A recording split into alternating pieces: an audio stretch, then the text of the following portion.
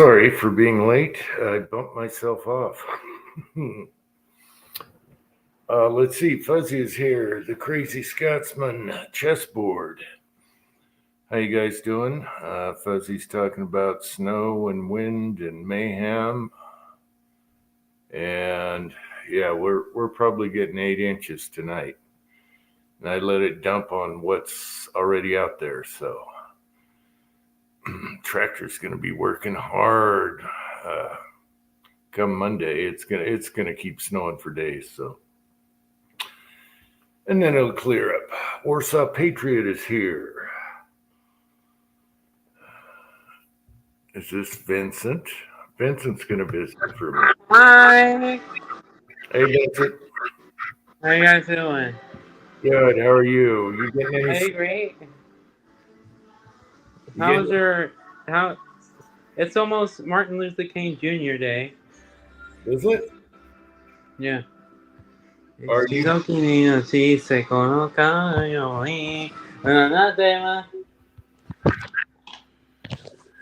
you getting any snow? Yeah. Look at this. Okay, that's not the Bodyguard movie. I know. Bodyguard, ain't it what? That's not the movie I know. That's Bodyguard. Okay. A New Beginning. What rated is it?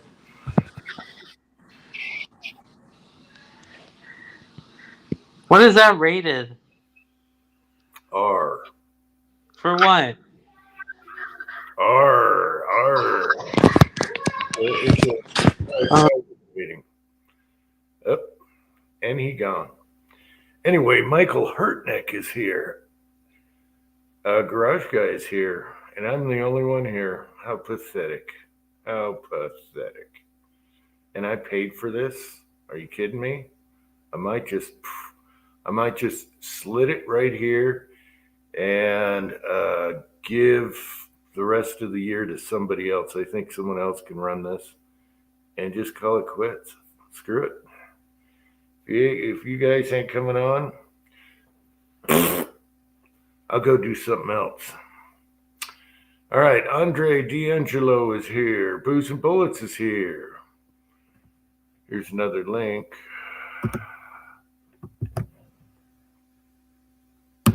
Anyway, yeah, so snow.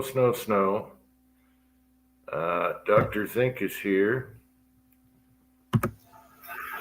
Howdy. You're late. No. Computer rebooting. I reboot my computer always before I go live stream. Uh-huh. So it took it's a little longer to shut down this time. I'm going to get a new computer. It's probably end of February. This one's only 13 years old. But it was top of the line then.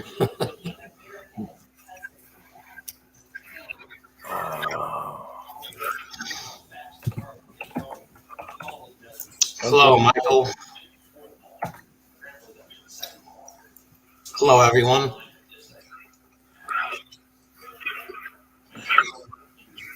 You hear me, you Jay? Yep, I can hear you. I was just reading. I don't know if Boots and Bullets is moving or... All right. Hey, how's it going, Uncle Jim? Good. It'd be nice to have Scotsman here one time, man. Well, he's been on, and if he wants to come on, he can come on. Yeah. So, but yes, he's been on many times. I tell you, this winter's been awful.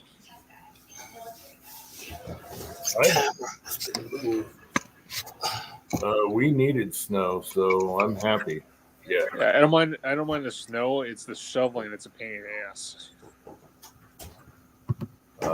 Trees is here. The what? This name? Shoveling. Oh yeah. Snow. No, you got to work smarter, not harder, and get machinery. Get a little snowblower. I got one. It's just still there are some places you got to use a shovel. Yeah, I get it. Yeah, I got to do the deck and the cars, and yeah, it's okay. It's called exercise. There's another option. Just get a big ass blowtorch. Just melt the stuff. Andy, are you getting snow in New York? Rain, rain, rain. Oh, I'd rather have snow than rain. Tuesday, maybe snow. How's things over there in New York? Temperatures up and down all over the place, but we're gonna have a cold week this coming week, It's starting tonight.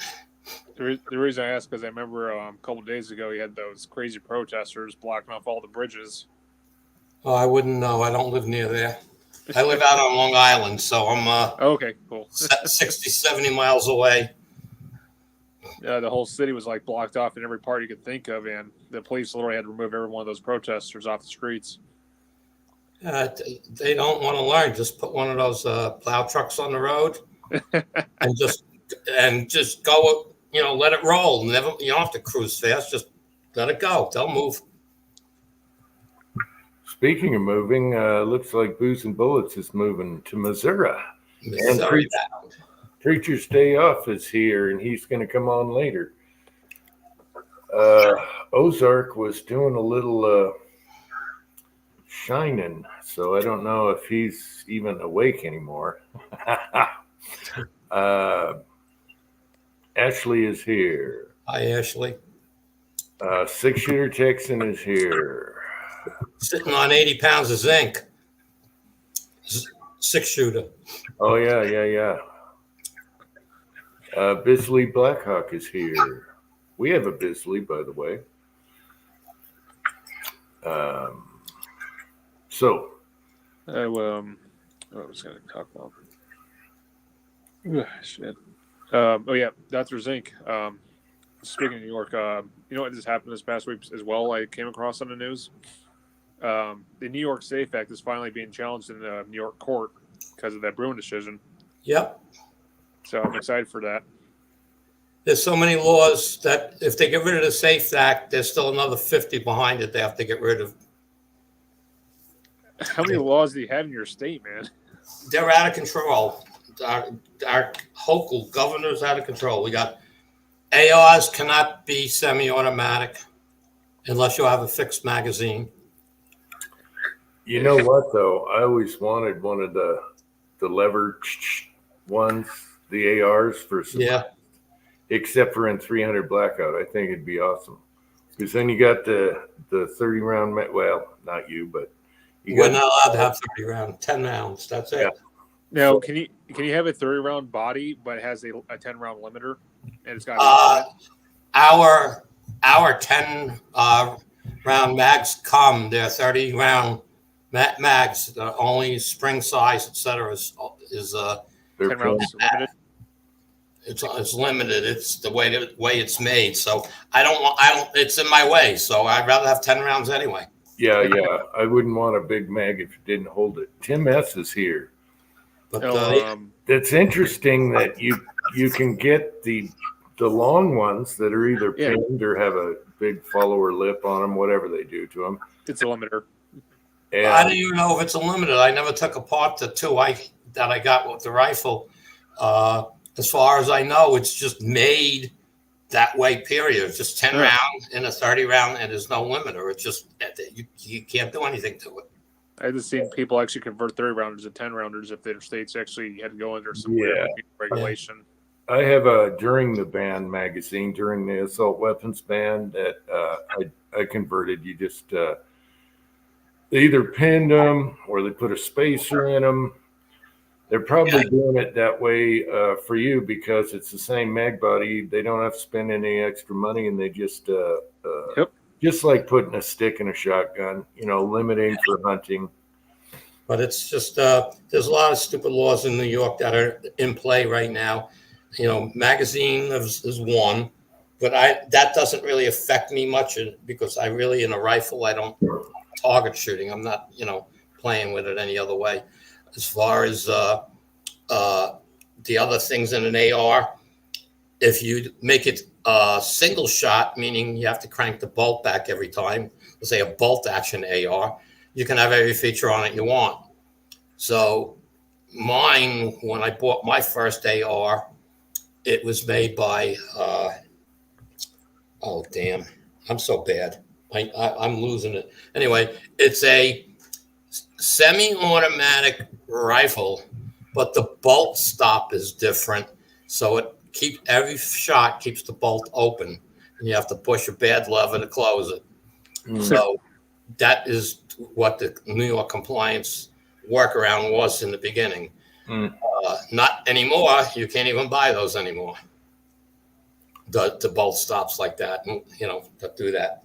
But my second AR, I purchased a complete upper, so it was semi-automatic, and all I did was change the bolt to a Cali bolt, which makes it more or less a bolt action. Every time you shoot, you got to release the bolt. Actually, it's not release the bolt. You got to actually cock it back and let it go. I find it funny. They want to ban a modern sporting-looking rifle that's scary in their eyes, but they don't attack the M1 Garand or the SKS or any other rifle. It's pretty much the same thing. Not in New York. New York's attacked them all. We have one of them.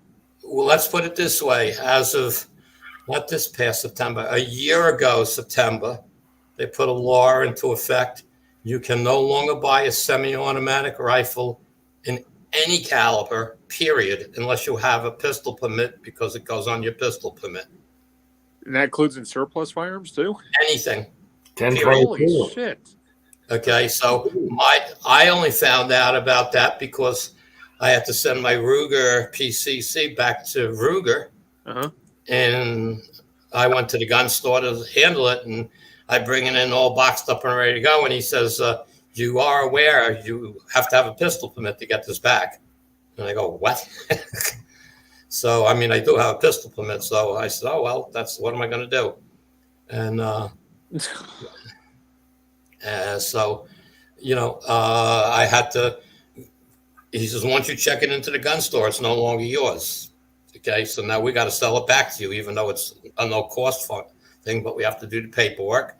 And I have to go to the police department, and I got to bring all the paperwork. Then they add it to my permit. Then I can come back and get the gun. So that was my first learning of that law. So, okay, I need to address David Gooding is here, and as far as my email goes, I don't have like one I can publicly post. If you know anybody I know, they should have my email. Sorry about that. Otherwise, I'd have to like give out code and hints, but I don't want to do it on here because you know what happens.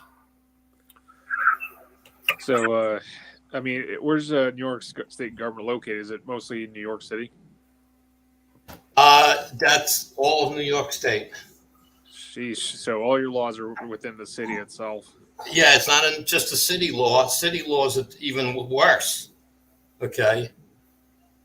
You can't just buy an AR and in New York City you have to show all kinds of things, and you can't even take it out. It's like you almost have to have a permit to take it out to go to a range. So in other words, in New York, it's only a privilege by the government owner to own a firearm. Yeah, they don't want us to own anything here. It's out of control in New York. New York is, they don't talk a lot about New York on these video channels. Every now and then we get something about New York, but it's been things have been positive. But every time they go against something Hochul wants to do, she just rewords it and puts it out again, and then they have to go after her again. It's like she says, I don't care what the Constitution says. She said it right out loud. Yeah, funny. She visited Israel, but yet she wants to do this, take away people's freedom. Yep. Vanessa Kitty's here. HIPAA is here. Did I miss anyone else? No, I think got everybody. Okay. David, I wasn't subbed to you, so I subbed to you just now. Bisley Blackhawk. Bisley is here. Yep, I mentioned Bisley. Now, New York, I mean, I thought New York was a little bit more leeway, but it's getting close to Massachusetts then, I guess. Yeah, I mean, the gun store I go to, they've gotten to know me. Not that I've bought a lot from them, but they've gotten to know me. I'm a reloader and all that stuff, and the zinc, and so they know me better. And one guy that hangs out in there that does gunsmithing work, he knows me from another store, so it's a little in there. And whenever I go up and visit, and stuff, when we talk about it, you can't buy a 22 long rifle, semi-automatic rifle. You can't buy one. This is all political. They just don't give a shit. Okay, you gotta have a pistol permit. So Daddy wants to buy his son his first rifle. He can't unless he has a pistol permit, and then the kid's not allowed to shoot it. It's un-American. It's un-American. It ain't right. It's literally a contradiction and a slap in the face of the American flag and everything we have built on this country. Well, what drives me nuts is actually I have to go dig it out of my one of my notebooks, in online notebook. There is a law that politicians can be fined and thrown in jail for not upholding their oath of office. And I don't understand why that law isn't being used. Well, you got Hochul and then you got Cuomo you need to go after for doing this shit going on the books. Pardon my French, but yeah, it's been on the books for over a decade. Yep. 6-shooter Texan was talking about shipping. I had to order something from Midway and free shipping, and it was priority mail for the first time I've ever seen that. Usually it's, budget. It goes from UPS then to the mail to get to my little town. Priority. Now, here's the thing, though. A lot of these politicians, they can't be charged for violating the Constitution, but they can get charged on, though? Otherwise, guess. Dereliction of duty? Well, there's that, but, Uncle Jim, what's your thought? Let's see. Thorzex is here. James Pullard is here. I don't know. I escaped all that stuff, so I don't. Finances and briberies. So anything finances, they'll go after them. It's kind of like Al Capone. Like they couldn't charge for murder, but they should charge him on tax evasion. Yeah. I heard that they were trying all kinds of crap, but I don't know. There's something else that they were pulling lately. I don't know. Just stay off of my mountain and you're fine. Does that also go for the Canadian government?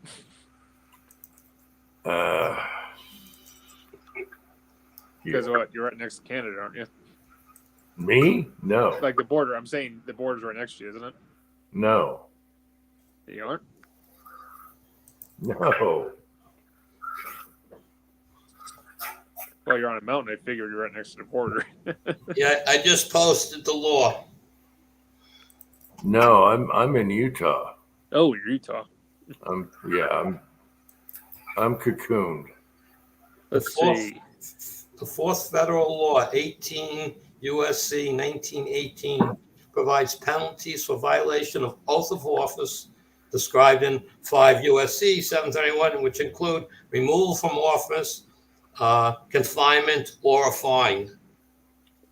And it's so it's there, not used. Tactical FUD is here. Hey, Tactical FUD.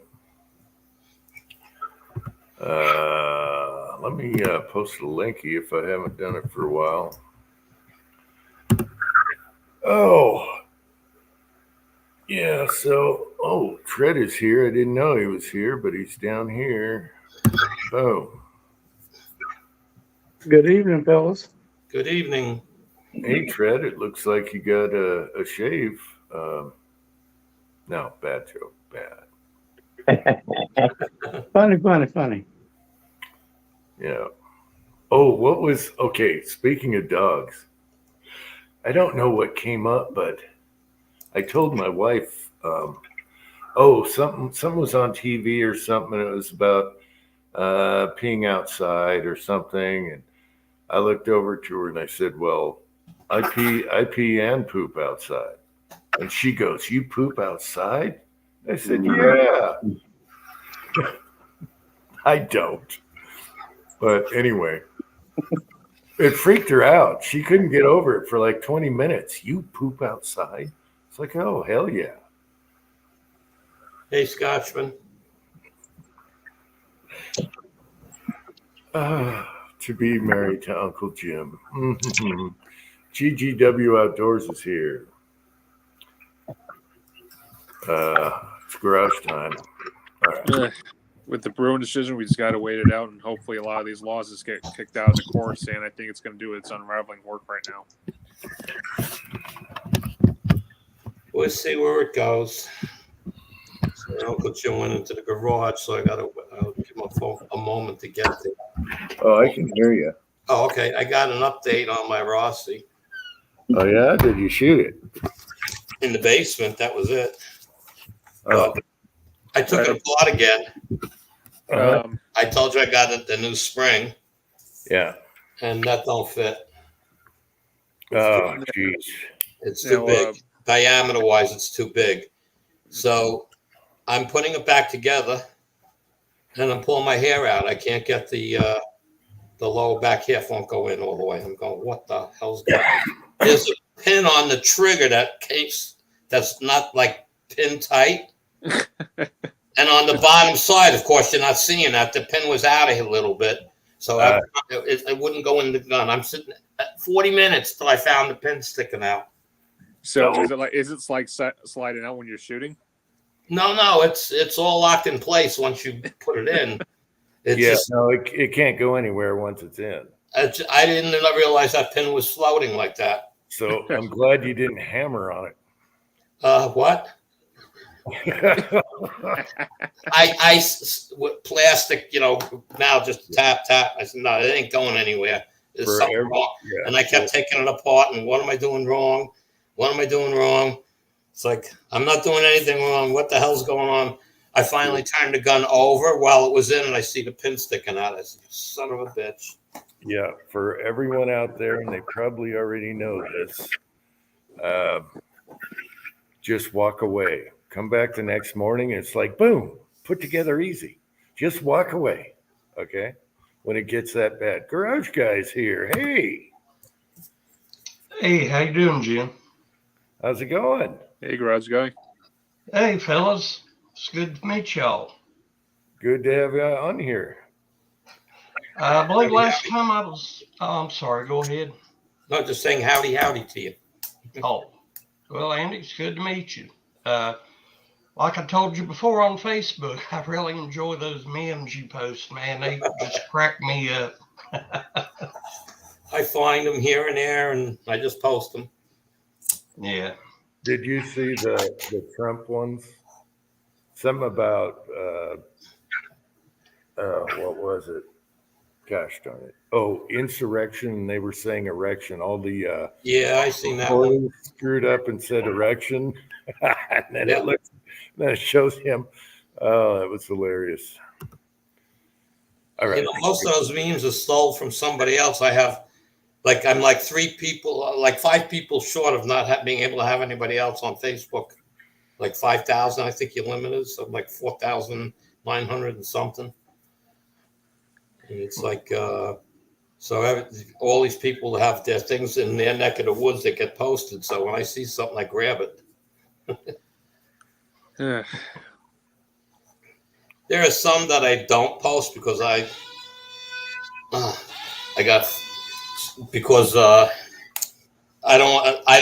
some people will definitely get offended by what I'm putting on there. So I don't want to do that. Offended? Offended, absolutely.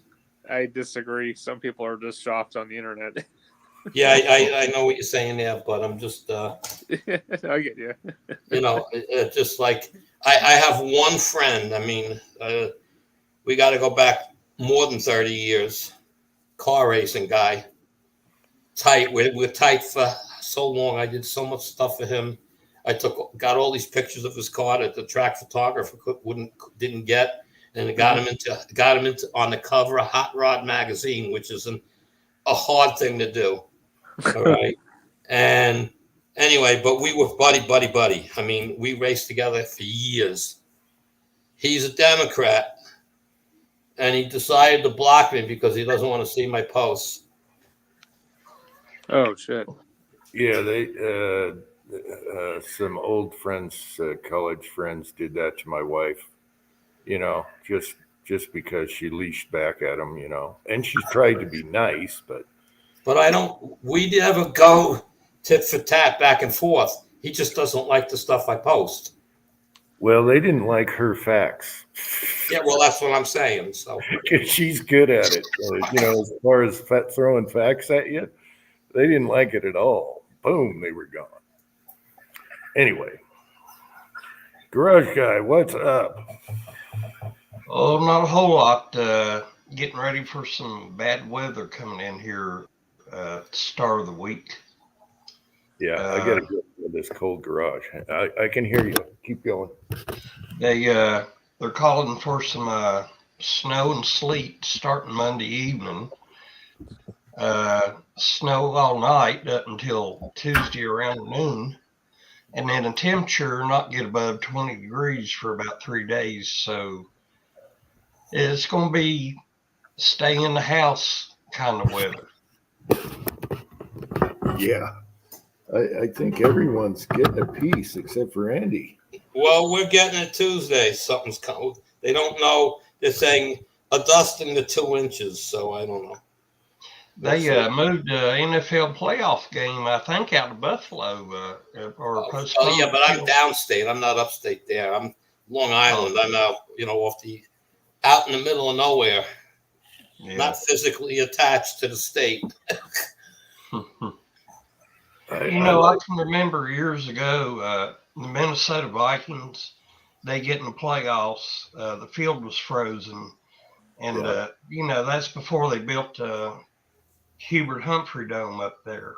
And nowadays, they're postponing games or, playing them at a later date. I love football in the snow when you can't see the lines. Green Bay had to, what was that? The Frozen, they had a name for it. It was rock hard. I mean, Ice Bowl. Yeah, I just love what they have to, then it's fun to watch, Mm-hmm. That was against Dallas. Oh, poor Dallas. They're not used to that. Yeah, the Ice Bowl, and then there was a few in deep snow. All the old football games they played anyway. It didn't matter. Yeah, good stuff. Yeah.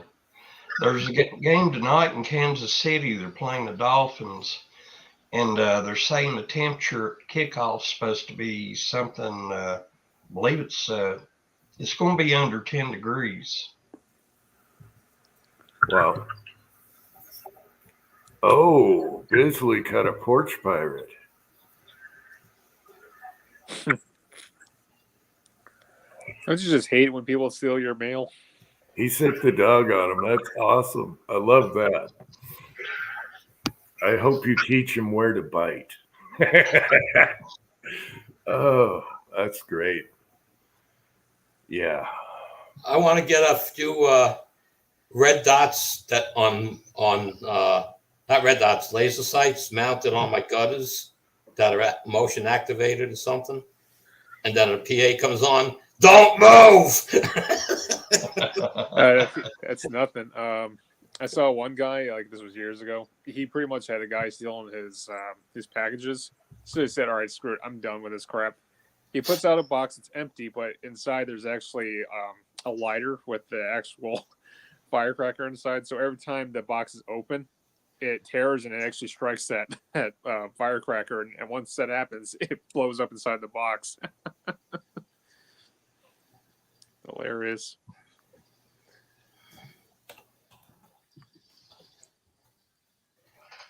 Don't steal people's shit, man. Nothing good comes out of it. You've been pretty lucky here where I am, but it's happening all around me. But I don't know, the block I live on, everybody sits in the windows and looks out for each other. So, plus we all have video cameras up. So, Yeah, but still, what does a video camera do if you're just gonna have your stuff taken away from you? Still, though. Well, yeah, but them. you prove it was stolen, so they'll give you. That's not so much the issue, but the idea is if you get the person's face, you got them. Yep. Let's see. Did I mention James Pillard's here and AR Patriot Nation is here? Yeah, I don't have to worry about not Patriot Pirates. Package pirates, whatever. Unless it's at the gate. If they leave it at the gate like they would do now, if they even dare coming down the road, then I have to go get it, but they'll text us or whatever. But there's nobody, nobody's going to do that. They got to cross the sheriff first. So, 67 Rebel SST, I am say is here.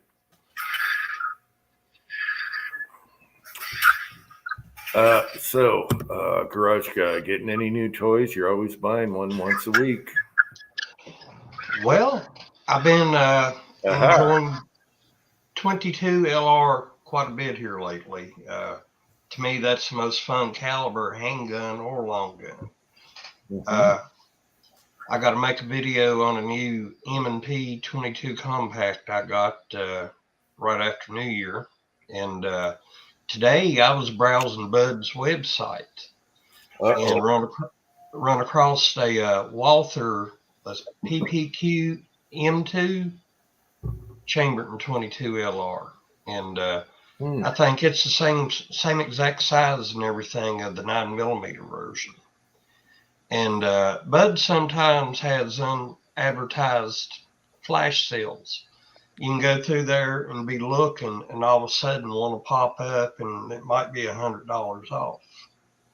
So I went ahead and got the Walther, and only gave like $260 for it, and the regular price was like $359. Couldn't pass that up. I know the Smith feed's good. Don't know about the Walther. I didn't know they made a 22 in that model. Must be new. Well, I swapped over to YouTube right quick and watched a few videos on it, and then I went back to Bud's and clicked the buy button. So yeah, it's always good to check to see if they're like a new gun I don't know about. I'll click on YouTube. I'll avoid the channels that get them free and see if they work. That or whatever it is, an accessory. Yeah. When you're in a panic, you got to buy it now because it's going to be gone. So quick over here and then back. Yeah. Well, I've run across those flash sales on Bud's on certain firearms. I'd see a price and then I'd swap over to YouTube right quick, check out a couple of videos. Then I'd go back to Bud's and it would be back at regular price. So 15 minutes later, you can lose out. Mm-hmm. Yeah, there's certain things that you see really cheap, they're going to be gone, and that's when you get in trouble. Yeah. Because you don't have time to think about it. I've had a few weak moments. But, yeah. It's all right. I almost bought a 350 Legend upper.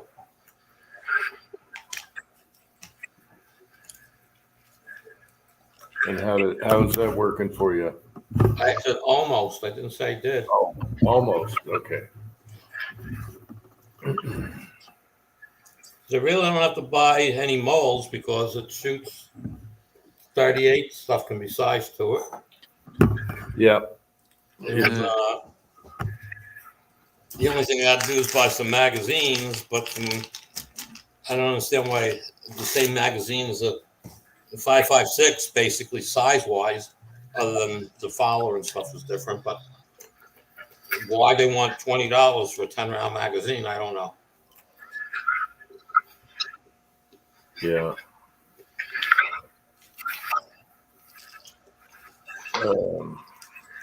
I'd like to find a upper in 7.62 by 39. That's sacrilege. Well, the ammo around here is plentiful, It's cheap. Bear Creek or cheap uppers. Yeah. Yeah, I think it was Bear Creek had a sale on the 350 Legend 229 or something. If I was gonna have another AR, dude, I'd get it in 300 blackout instead of 62 by 39. Well, I have that already, so I just Bear Creek does have them super cheap on sale all the time in 76239.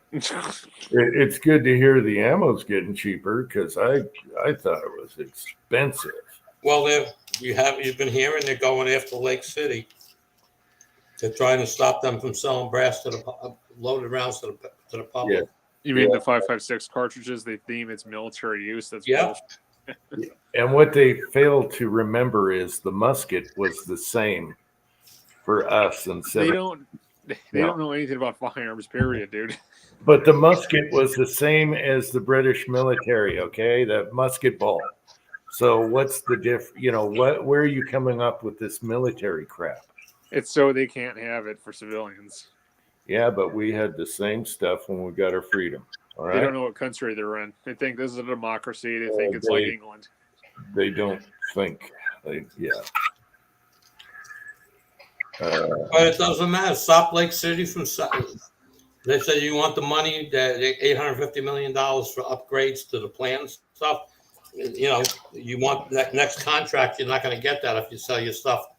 So it's like, okay, well, there's 500 other companies make 5.56 ammo. So what's the problem? Well, it's not just that. It's just another way to give in to the government. Yeah. And you know what? They're sending more millions of your tax dollars out to the Ukraine and also Israel, which Israel I do support, but the Ukraine conflict, you need to get out of that. Okay, garage guy, you see a couple guys saying they were on sale as low as 180. Yeah. Damn. Yeah, Tim S. Scotsman there. I just don't like the idea in 7.62 in an AR platform. It's not designed for that platform. Well, I got a 1911 I did a video on here back a couple months ago, and it was chambered 9mm, and you know, to me it wasn't no big deal, but you know, a lot of people's like 1911. If it ain't 45, it ain't worth having. No, it's just the idea of, you know, we have an American platform we've had over the years, and here we go, we taking a Russian cartridge into an AR platform. Well, for me, if it didn't ding the brass, I'm all for it. Then maybe I load for it, you know. But an AK dings the crap out of the brass, and that's why I don't load for it. Well, what about an SKS? I mean, it's not like an AK variant, no. I've had SKSs, so. Yeah.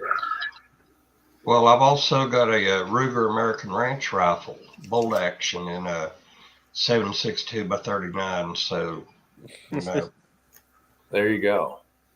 yeah. That won't ding the brass. I have that in blackout, but yeah, that won't ding the brass. What was that other variant? The Galil. If I was actually to have an AK variant that's in 5.56, it would be the Galil. Do you remember that Korean? I can't remember the name right now. The Korean AR that was like half and half. I know what you're talking about. Yeah, the Korean military is still using that thing. Those were pretty neat. Those were during the ban. I remember seeing a lot of them. Hey, you hear what happened to High Boy? High Boy? Yeah. What happened to him? They gave him a strike and shut him down for a week. What, the YouTube algorithm, please? Whoever. You know why? They don't like freedom? I want to say raffle, but he gave away a box of 500 accurate bullet heads. Jesus Christ! Yeah, that's why I keep telling people it's time to move the Rumble. It was a contest, you know. He's got people accurate donated a box, whatever caliber you want. So he did his roll of the dice thing. You picked your two numbers and time for Rumble. And they locked him down for a week. Yeah, usually they don't go after the big channels. They just delete my channel, being a small guy. Yeah, all right, Scotsman, but yeah, I'm sorry, but a Soviet cartridge and a American rifle, there's something going on wrong here, right? I will say I like 1911s in any caliber, including 22, and I like 9 millimeters in ARs and 45s in ARs. They're one of my favorite to shoot. Um, Yeah, Well, whatever floats your boat. I mean, Uncle Jim, you've seen Chinese AKs, obviously, right? Yeah, You ever seen a Chinese AR? Chinese AR. Yeah, I'll show you what it looked like. It's one of the most Marinko, ugliest looking. yeah. Well, they made just Canadians can still get stuff. Well, I don't know if they still can. No, anymore. they can't.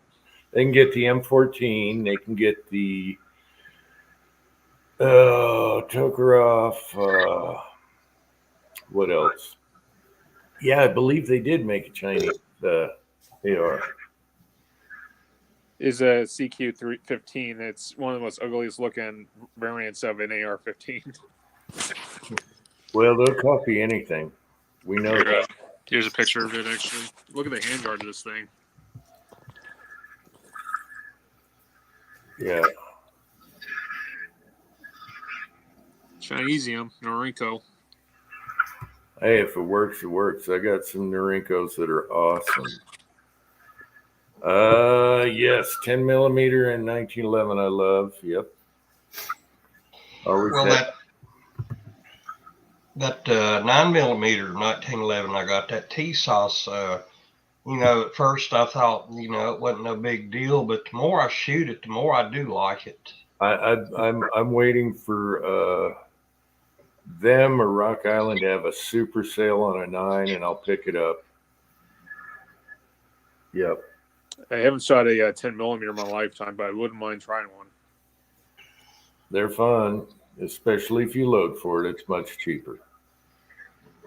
It's Like gotten very popular lately. When I had the 10s, they weren't very popular, so you could get them cheap and everything. But now, I mean, what handgun platform is actually recommended for a 10 mil? What, 1911?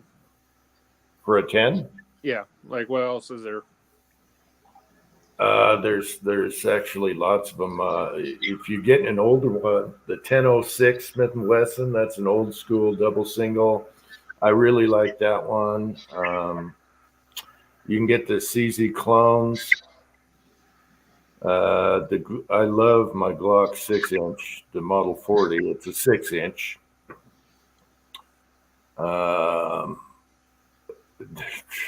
You got Jim, Smith & Wesson have a revolver chamber for 10 millimeter. Yep. A revolver and 10 millimeter? Hell yeah. Yeah. That was one I didn't have at the time. I had just about everyone made, and I never did the revolver. I just figured, 44, 41 mag, do the same thing, but it is kind of cool. I had a 9 millimeter snub, Smith & Wesson, the little J-frame, and that barked like a mule compared to 38. I couldn't believe it. So yeah, whatever you like, just put it in the caliber you like, if it works. Ruger, yeah. Ruger Blackhawk and 45, yep. Yeah. I just like something easy to reload for. So if I already have that caliber and I load for it, boom, I'm on the list. I'm in there. Yeah. Yeah, well, I'm not a caliber expert, but is 40 and 10 mil very similar, but they're not the same pressures? The brass is different. The 10 millimeter is thicker brass, especially towards the bottom where it tapers. Okay. Okay. And you can you get more feet per second with heavier bullets. That's probably the easiest gist. Is the reason I asked, because some guy actually was shooting some 10 mil rounds, but somebody accidentally dropped a 40 cal round in his box and wasn't paying attention and shot its range in. Something happened to his barrel. A lot of people have put 40s in their 10s, but it's not good because the extractor's holding on to it, and it's not ideal to do. But you can shoot a 40 in a 10. I wouldn't do it. Does it have anything to do with head spacing, or I guess that's the term? Meg is here. Yes, 10 inch longer, of course. What's that? Head spacing or something. Well, 10 millimeter head space is off the case mouth, and a 40 is not reaching the chamber to headspace on it. So the Right. extractor's holding it. Okay. So it's not a good idea to do, but you can do it. I'm sure you can watch lots of videos of people doing it. But now I shot a 9 and a 40 once, and boy, did that brass look funny. Keltec came out with their new what was their folding little 9s? What are those called? Anyway, 2000. yeah, the 2000. Well, they came out with a 40, and I didn't know about it because it was brand new, and so I'm test firing one, and I just put 9 in it, and I'm shooting it. And it's like, what? Why does this feel funny? And I shot 3 shots, and I looked down, and the brass is totally belled out like this, and then skinny to 9 again. You're shooting one of those Hasbro guns? Hasbro's? Yeah, Hasbro, you saw his latest video? No. He has a slow motion. It's only like a 15-second thing of his piece, 9 millimeter back together again, and he's showing a slow motion. You can't believe he's tried all the different bolt combinations and springs and whatnot, and he's got the barrel now, so he's got to change the barrel out. But you got to see this thing. And he wonders why the bullet blew up on him. You remember what his bullets looked like? They looked like they were in the wrong chamber. Remember how they blew apart? Yeah, I know when I saw he had problems and stuff, and he was on here. Yeah. My suggestion is try a different barrel, try a different bolt. Well, he played with the bolts. No change. A little better, but no change. Okay, but he's got the barrel. He just hasn't put it on yet. Yeah, because the arrow barrel was so chamfered. It was so unsupported. It was scary. Oh, yeah. That was like... An easy fix is you just buy a Foxtrot mics, and it costs you less. I think that's what he bought.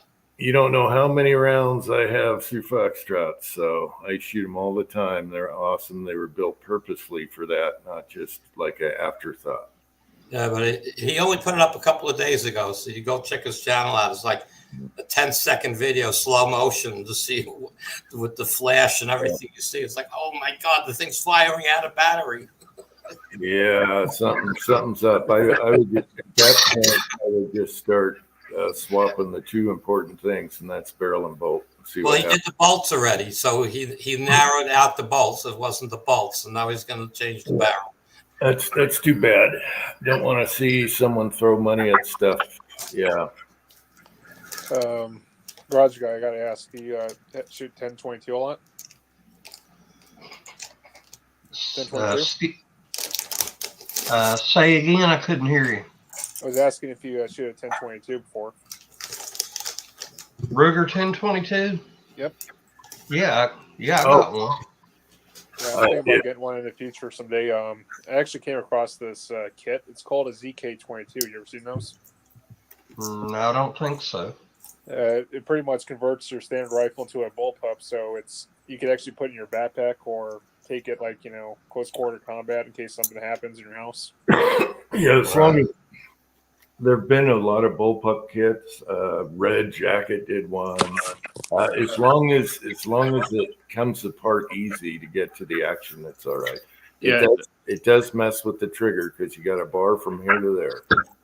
Actually, speaking of Red Jacket, since they're no longer in production, the guy that used to work with them is actually is the CEO of Atlas Defense, and he still makes them.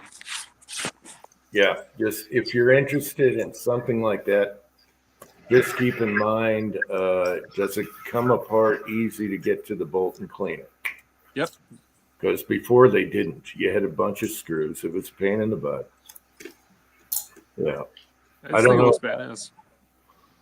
Those 222s are probably the 1022s are probably without a doubt the most customizable rifle out there. Yes, they are. And if I wanted something short that goes in a backpack, do you know what I'd do?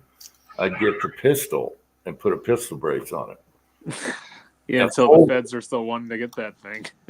Because you buy the pistol and then you got a folder, all right, and it's a 1022 with a folder that's this big with the can on it. You can put a can, you know. Yeah. Well, they got that Ruger Charger also. It's kind of That's what I'm talking about. You take the Yeah. Charger and you put a pistol brace on it with a folder, and it's this big. And then when you open it up, you know. yeah. What was that Pretty other thing? I'm trying to think. What was that other company that made that? Shoot, it was it's not a 38. It was some 38 long rifle or something. It was very much you know the MP7, right? The ones made by HK.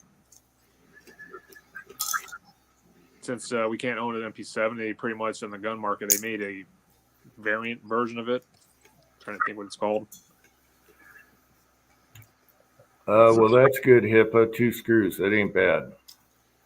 CBRBPS. I'll have to look that up. Shit, what was that MP7 variant? Okay, what were you talking about? It's an MP7. You know the MP7s that the German military makes? MP7, MP5, MP7. It's literally what the Navy SEALs and Rangers and Special Ops use it. It's not ringing a bell. Here, I'll show you. Pretty much no civilian can own this. It's only for military, but they actually made a variant. I'm trying to find it. It's a 38 or something. That's an MP7. Oh, okay. Yeah, it's what our special forces use. Shoot, what was it? Was it Keltec? I'm thinking it's Keltec.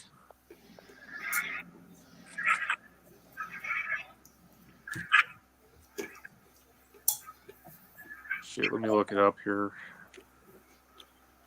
Yeah, I'm trying to figure out why I don't have the pistol with the folder on it. Yeah, Keltec CMR30. Oh, yeah. I saw the Keltec. Yeah. I've seen that. Mm-hmm.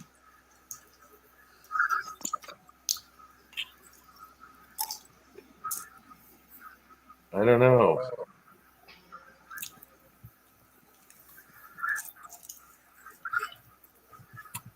Let's see. It was Canadian about years ago. Oh, okay. Canadian. HIPAA. CBRPS. HIPAA, are you in Canada? I didn't know you're in Canada. Huh. He's up in Canada? Yeah, I didn't know that. He can have short barrel rifles and shotguns and everything. He up there, you can own a Chinese Type 81, which we can't have here in the United States. You ever seen that, Uncle Jim? Say again. I was trying to read. Jag is here. Jag 1 is here. Hey, Jag. Sorry, distracting you. What's that again? I can't tell. Yes. Type 81, made in China. You ever seen those? 81. Not ringing a bell. If you show a picture. It looks like an AK variant. Mm. Here, I'll show you. It was literally the replacement for the SKS, and then he just said, all right, let's go to the AK then. Okay, HIPAA's not in Canada. It was years ago. Okay. All right. Well, that's awesome. Still has it. Okay. That's a Type 81. Mm.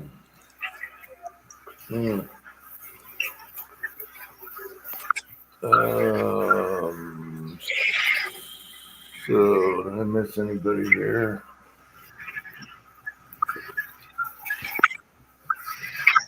I like AKs, I like ARs, and I don't put them against each other. They're just they're different, you know. Yes. I don't challenge each one against each other. I like them both. Totally different. Totally different. It's funny though, Uncle Jim. In Russia, the Russians love our ARs. Well, here in America, we love their AKs. That's because we already have a bunch of ARs each. Well, Mossberg put out a 22 rifle that looked like an AK-47. It even had the wooden furniture on it. I don't know if they still make it or not.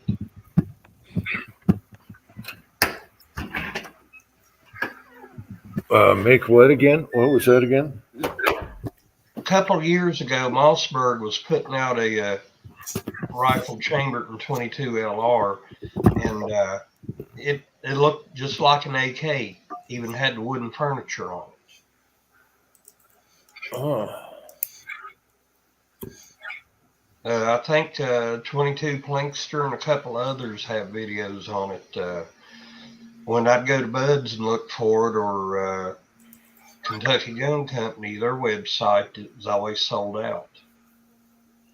But it was polymer mostly, and you had to take out about 10 or 12 screws, to clean it. Mm. That's the only thing that held me back. Yeah, I don't like the screw things. I like it easy. Yeah. Well, yeah, I've seen they have like the AKs and 22s, like Century arms and stuff. I've seen that, but don't know if they're reliable or not. I like reliable in a 22, especially. If something jams, I can't stand it. It'll drive me nuts. If anybody's looking for the Lucas, what do you call it, tacky red grease, go to Walmart. It's half the price of everybody else. $11 for the big tube that goes in, like, your grease gun. Yeah, they also had the screw containers like Goop. Yeah, I didn't see that at Walmart. I only saw the big tube. Yeah, that'll last you forever. Well, I found it. I found the tub, like you're talking about. I saw that for $16 online, so not too bad. But I went, trying to buy it, and it's like I'm looking at the prices of this stuff. It's crazy. Why is Walmart selling it for $11 and everyone else getting $29 for the same tube? Don't get it. Bulk. No, I mean bulk. What do you mean? Walmart's buying more than. Well, they're a big store. They take out a lot of hardware, all kinds of stores. Luckily, we still have mom and pop stuff. Oh yeah, but I mean, it's like I need I'm putting 2 outlets in the basement, and I went to buy the wire. I went to Home Depot, and it's like, are you out of your mind? I went on Amazon and bought. I first was only doing 1 outlet, so I bought a 15-foot roll for like $16. At Home Depot, it was like $28. What are you guys, nuts? Yep. Yeah.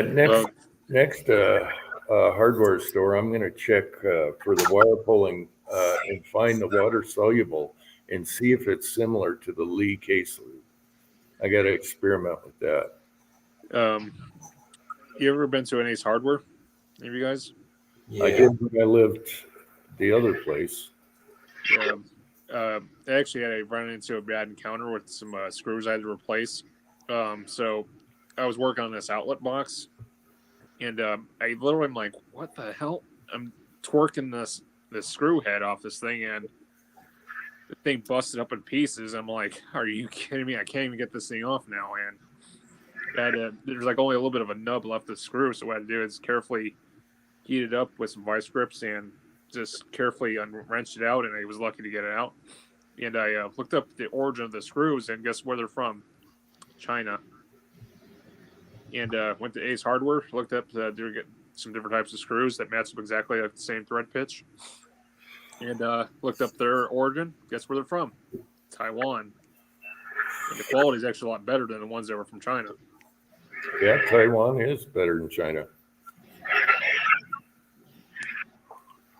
Yeah, that moment, that screw. I tell you, if there wasn't that much left of metal on that screw head, I probably wouldn't have gotten it out. I'd have to grind it down and put it in a new thread pitch. Whenever we see boxes of screws at thrift stores, garage sales, flea markets, the old screws, we buy them. Screws, bolts, everything. We buy them. They're cheap. We have one. It's an Ace Hardware, but it became an individual store, and I got to really go down there because he's got all those springs and stuff too. I always went to him. I needed a screw. He had it. Okay, what did you put back in the Rossi? The 530 spring, the one I bought the first time. Okay, when you put it back this time, we were talking about the bottom piece being fore and aft. Did it stop the lever from dropping? No, the lever, I was looking at that carefully. The lever's as far, that piece is as far forward as it will go. Okay. So it has something to do with either the tension of the spring on the trigger, that piece that sticks out. Now, I don't know if that's adjustable. There's a through hole. So I don't know if there's a screw in there. I know there's a pin you got to pop out to get the spring and to take the thing apart. But on the other side of the trigger, there's a hole. So I can't see in there well enough. Well, the trigger spring, the trigger return spring has a screw that holds it in. It's just a flat spring. No, that's not what I'm talking about. That little plunger that holds the lever up. Oh, yeah. There's a hole that goes through the trigger. That's a pin. That's a pin, and you got a spring and a plunger in the cavity there. Right, but I didn't know if there was a screw in there because on the opposite side, there's a hole. So that's so you can drive the pin through. Oh, okay. Yeah. I know there's a pin you got to pop out. That's all I saw. I didn't know about anything else to drive it out. I thought it was spring loaded. Yeah, Marlins are the same. There's a pin that goes through it. You take it out. There's a plunger. Some people mess with that spring. Well, I wasn't, but I'm just saying on the other side of the plunger, there's a hole in the trigger mechanism that goes to that. So, you're okay on the other side. Yeah, there's a hole in the trigger, and I was wondering if it was a little set screw. Well, I can show you a picture. I'm going inside anyway. I couldn't see. I couldn't. Likewise, I couldn't see anything. It's pretty small, so I know I don't have an Allen key that small. So I'd have to go. I'd have to bring it down to the machine shop or something and see if anything fits in there because I can't see in the hole. Right, but doesn't matter. I watched a video today of a guy. He got the same one, the Rossi 20-inch 357 stainless steel, out of the box shooting it, and you can hear when he closes the lever how tight it snaps in. It clicks. Yeah. Yeah. When I changed that spring, the click went away. Get at. It's one rifle I actually do like. I would actually wouldn't mind shooting. It's the M1 carbine for was it 38? A 30 carbine. It's like I have a mold for one. It's what is it? 312. What is the diameter? 30 carbines are fun. I they got crazy price, but they were fun when they were surplus. They're banned in New York, are they, Dr. Zink? Now it is, yeah. Well, it's not really banned in New York, from my understanding. Is you have to have a pistol permit. Can't go in and buy an automatic. Automatic. It's a well, semi-automatic. You can't go in and buy a semi-automatic rifle without a pistol permit in New York. So it's a privilege. Yeah, I hear what you're saying from. Okay, William Gainley is here. I'm gonna take a photo of that quote. Resizing lube? Resizing lubricant. What Lee claims is it was what was it for car manufacturing when they're molding sheets of metal. Mm-hmm. That's where, and they admit that's where it came from. So we're going to sell you a small tube of it for a lot of money. You can buy buckets, but we won't tell you exactly what it is. You ever seen the horror stories and horror movies of the underbellies of the vehicles that the mechanics are working on them? Underneath the, oh yeah, well, the channel. Oh no, this the auto mechanics channels. Like you see the stuff that they encounter with Yeah, day-to-day people. It's just ridiculous stuff, man. The channel is called Just Rolled In. Yeah. There was one guy. Yeah. There's other mechanics what they deal with every day. Yeah. But Just Rolled In is hilarious what people drive around with going on. Yeah. What they do to their cars. Yeah. There's one guy I saw JB welded his bolts on his wheels. And I'm like, you did what? A big problem is lug nuts on modern cars. They're getting stripped out all the time. And I've seen a lot of mechanics have to take them out with the heads off, and it's a pain. Because of the rust, or just because just how they've been stripping them? Just how they're made, yeah. It's on the drum, from the drum to it's a nightmare nowadays. They're always mechanics always trying to get tap and get them out of there. Must pay pretty well money to be a mechanic these days, I bet. Yeah.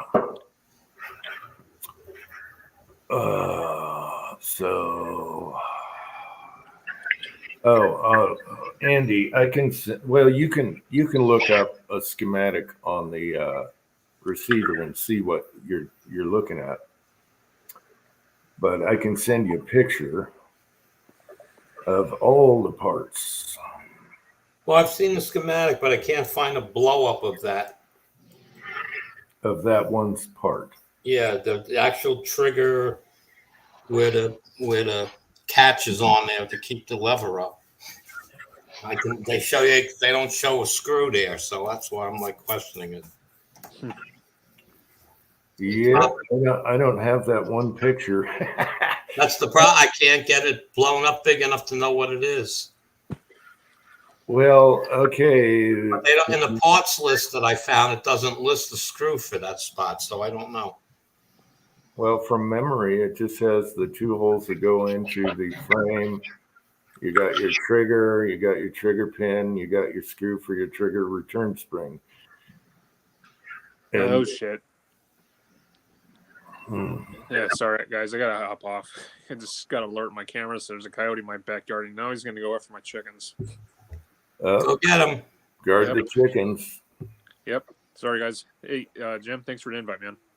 Oh, okay. Take care. Get that guy. No, there goes. I gotta go. All right. Yeah, I mean, I'm just saying when I'm looking at that piece on the trigger, and it's got plenty of tension on it, but it ain't touching nothing, much of anything. It's barely holding anything, and the only thing that changed was that extractor spring, whatever you want to call it. Ejector spring. Okay. Well, the ejector spring, and it's like put the stock spring back in. And I'm not gonna. I'm leaving it the way it is. It's well, put it back in next time you clean it. Put it back in and see if your levers, got some risk. Well, the problem is that when I go online and look at some of these forums that the people have changed the spring and they talk about it, they're old. So if I post something, I may never get a response. You know what I mean? It's if 3-4 year old postings are older, and it's like I want to ask a question. When you change the spring, did anybody find the lever doesn't click close anymore? Yeah, that's weird. And you were saying it wouldn't fire if the lever is down, and that's only Marlin's. Well, it seems to be okay now. I don't know what it was. Okay, something is jumbled. Something's not right. I mean, I took it apart. Nothing changed. I mean, when I took it apart, the spring and everything was in place. So it's not like the spring moved or something on me. So the only thing I know is that when I had the bolt out and I put a bullet in it and I pushed it in with the old spring, it took a lot of pressure to close it. Yeah. So therefore, it's pressure back on it. There's pressure on the bolt on your lever. Right, pushing back. Up above. Okay. Yeah. Okay, and I think that's the reason why with the thinner screw it doesn't click in. I think that's part of what the whole thing works. Yeah, possibly. You know, that cutout that's on the ejector, you know, Right. it goes through. Maybe it's pushing on there, and that keeps the lever up. I don't know. Yeah, it's pushing the ejector or whatever is pushing out further. It's got more tension, so it's sticking. Yeah. So when you close the bolt, it's got pressure against it. The pressure against the bolt now because the spring, that extra spring tension. The Yeah. only thing that makes sense to me, I mean, looking at it, but it works. I mean, I play, like I said, I took it apart and tried a new spring, and the son of a bitch, the diameter is just a tad big. And I said, maybe I should just drill that hole out a little bigger. No, don't do that. No. I'm just kidding, but I'm just saying, I said, damn it. No, you just need a longer light spring. Well, I was looking through my spring box from Harbor Freight that I bought, that spring kit, and I think there is one that is longer. Yeah, I wouldn't. I would get something else after you play with that one. Well, yeah, but I'd have to find, again, it's not, it's a Harbor Freight number. It's not a real spring number, so I have no idea what to buy. Oh, well, you can take that spring and get the, Well, I guess I'm going to go down to the Ace Hardware. Want to get a chance. It's not around the corner for me, so it's not far from where I work. So I have to take a leave from work and go there one day before I come home and take a look and see if he's got anything. Okay. David Gooding's asking, are you going to put a dot on your Victory model? Not yet.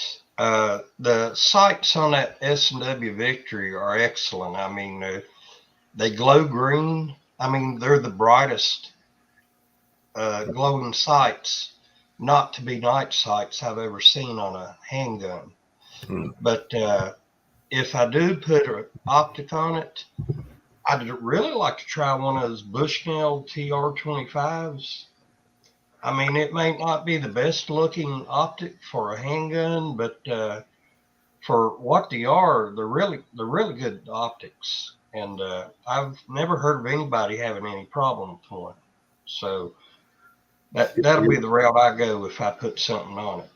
You're talking with the dial canted sideways. I think I have I think I have two of those when they're blowing them out somewhere. They're 3 MOA, so it's a bigger dot. I haven't had one crap out though, and people have put them on shotguns. Oh yeah, I've seen.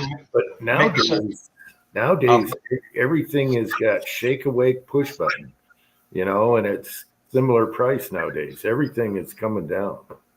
Yeah, I've seen Mix Up 98. He's got one.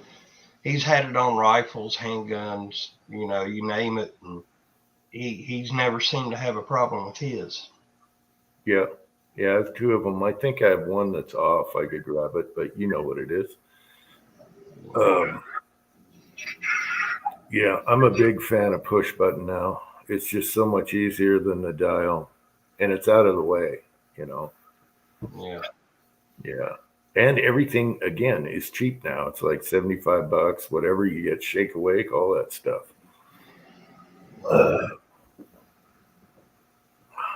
But yeah, they were the tried and true, before all these dots came out. A lot of people had them on their shotguns, and that'll do it, if it breaks something. Now, I've got a Ruger Mark IV 2245 light, and it's the red dot on it is Aim Sport. It's a decent red dot. It was about $60, and it's held up well. Yeah, it's amazing the stuff coming out now and the prices. Before everything was expensive for a really good red dot. now everyone's, copied all the designs. They know what's up. And Right. so it's very exciting. I'm just waiting for the pistol sights to come down a little bit because they're still up there. The like the Hollisons and stuff. But Well, I had a cheapo NC Star red dot on a High Point carbine 9mm, and I think it was like $25-30. And I never had no problem with that. That's 5-6 years ago. do you have enough brightness Yeah. in the bright sun? Do you have to crank it up? Because that's what I found with some of the cheaper dots. You got to really crank it up when it's blinding out there. I really didn't set it above 5 or 6 on a sunny day, but it did all right. Hey, Georgia boy's here. You want to talk levers with somebody? There you go. Georgia boy, stay tuned. I'm snowed in, but I placed an order for sights, and I won't tell you which one I got out of your video, which of the two. And I showed him to my son, and I said, which sight should I get? And you're really gonna hate one of them because it's funky. And I'll just leave it at that, and you'll have to wait and see which one he liked. All right. But thanks for your video. I hope I ordered the right front sight because it's even taller than the one I have on the 16-inch. However, the 16-inch had a rail on it with the sight on it, so that was tall to begin with. So I'm hoping the difference is right. So but we'll see. Someday I'll get to the post office. It won't be here for a few days anyway. Anyway, good to see you, Georgia boy.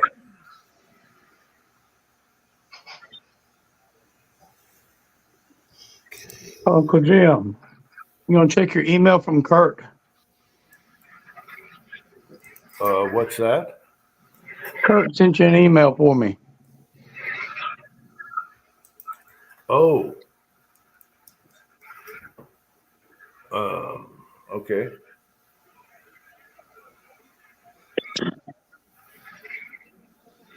He sent a couple of pictures for a sling mount from an old Marlin 56, 22.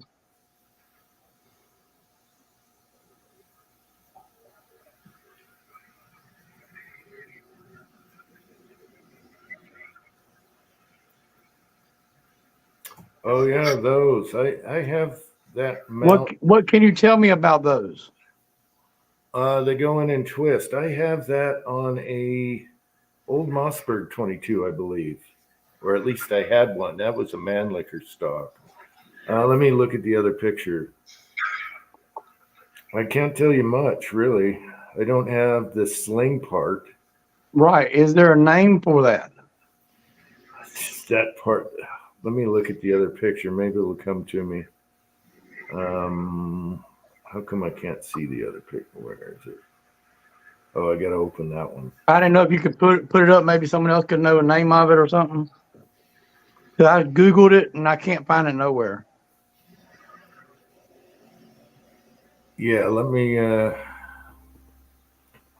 I'm sure some of the guys out there, Thorzak's will know. I can't remember the name. See those? Okay. Might help to blow yourself up. Oh, you couldn't see it? Oh, we got Preacher here. And let me blow up. Hey, Preacher. Okay.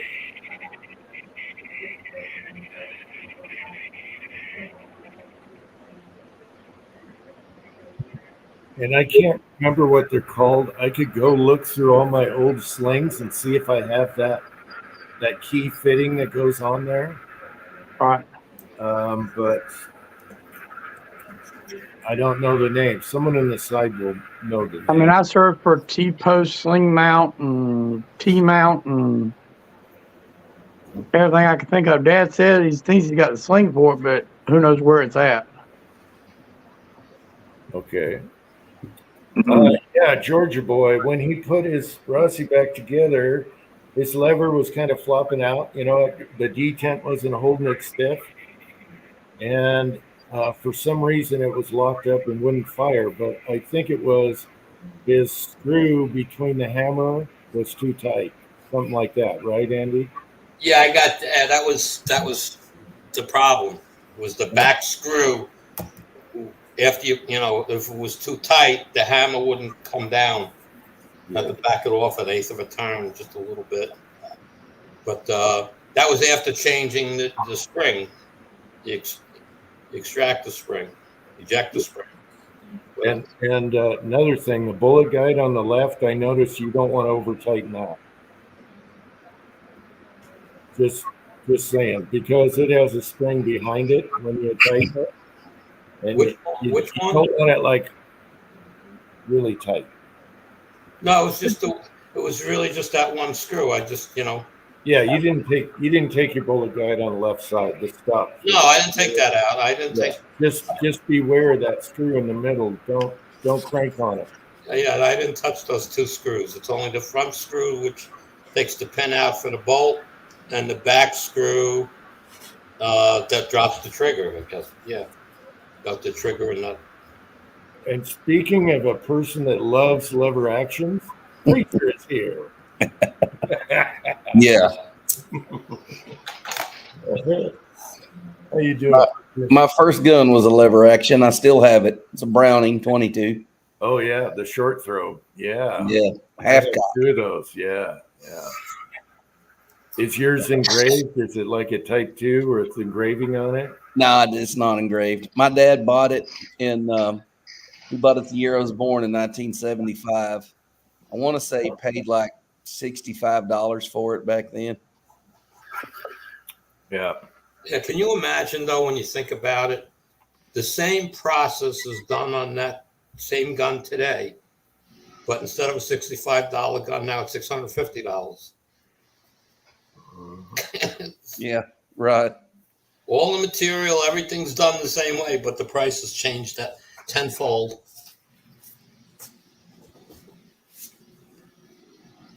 So like I said, my first rifle was a 30-30 Winchester pre-64, bought with S&H green stamps. Okay, so walk into the store and say, okay, what do you want? What are you looking to get? And I showed him in the book. He walks out with it, puts it on the counter, takes my stamps, says, "Have a good day."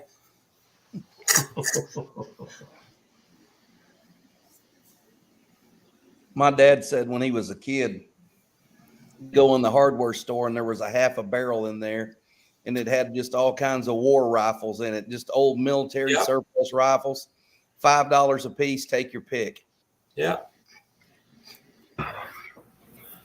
Well, you put Browning on name on anything and it's going to cost you more. Those are neat though.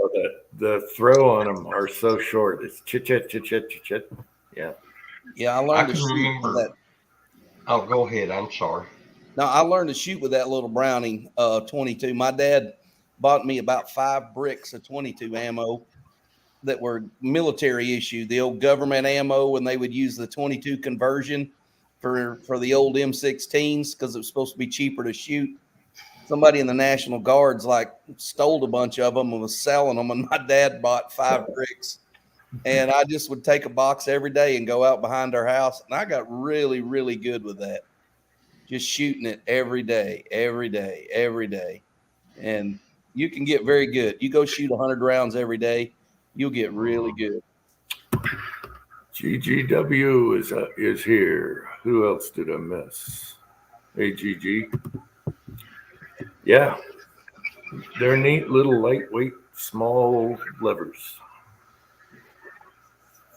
So I got a question for you guys. I went to the thrift store today and I found a powder drop. And I have no idea, or a powder measure. I have no idea if it's what brand it is or what, but I ended up with it's gray. Yeah, isn't that a Lyman? Yeah, it's got the little weight. See the weight at the bottom? Lyman. Yeah. You hit the weight and it helps jolt the powder. Yep. Yeah. That's Lyman. That's a Lyman. What are they? 50. What's the model number? 55. 55. So Yeah. I gave William. $10 for it. There you go. It's a Lyman 55. Yeah. I Yeah. gave $10 for it. So I didn't. There you go. Yeah, they got that little counterweight. You flip each time you do it, because I always tap on the handle on throwers, especially the cheap Lee plastic one. Yeah.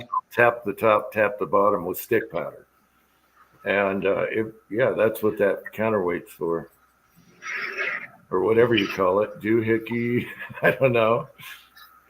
I don't know. It still felt smooth and all the knobs turned and all this. I mean, I was like, I don't think there's anything wrong with it. No, I'd clean it up and use it. Heck And yeah. they had $10 on it. So I thought, well, I'll grab it. So 5. I would have bought it. Yeah. There was also a big chunk of lead there, real hard lead. I was trying to smash it with my thumbnail and could just barely get a dent in it. And it had $2 on it. I said, all right, I'll take it. Well, it ended up weighing almost 4 pounds. So I don't know if that was high or cheap or whatever, That's but good. it was pretty hard lead I think it was like 3.89 or something like that. It was almost right at 4 pounds of lead. Yeah, for $2, sure, that's fine. Yeah. Told you. Separate your zinc, send it to me. I'll send you lead, and I'll send you tin. Very simple. Yeah, Georgia boy, it's overwhelming. Yes, the front sight choices, and they have good prices. That's what I like about that company. Okay, sorry I changed the subject. I was just responding. So Preacher Ozark, well, maybe I shouldn't talk about it, but he was brewing something, so he's probably knocked out right now.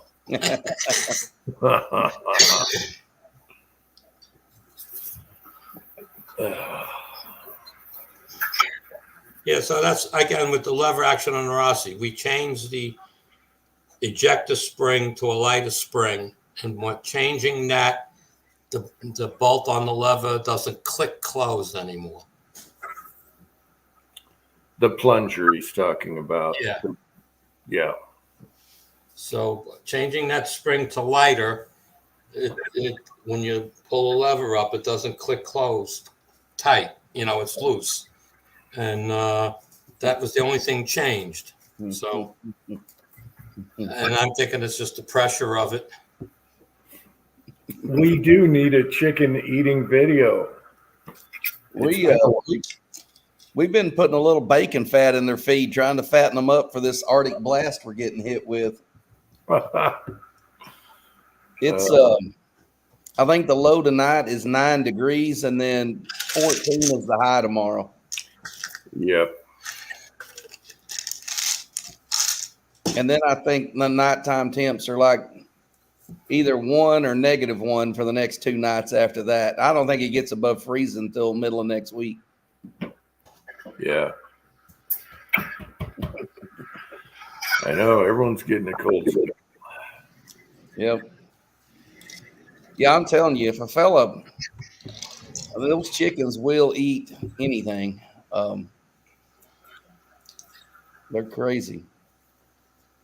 They are. I should get some, but then I have to build a coop and worry about them all the time. But it's nice getting eggs, whenever you want them. Yep. And my wife's like, "You're going to have to feed them." I said, "No, leftovers, anything. Stuff we won't eat in the refrigerator, they'll eat. That's right. Don't have to feed them."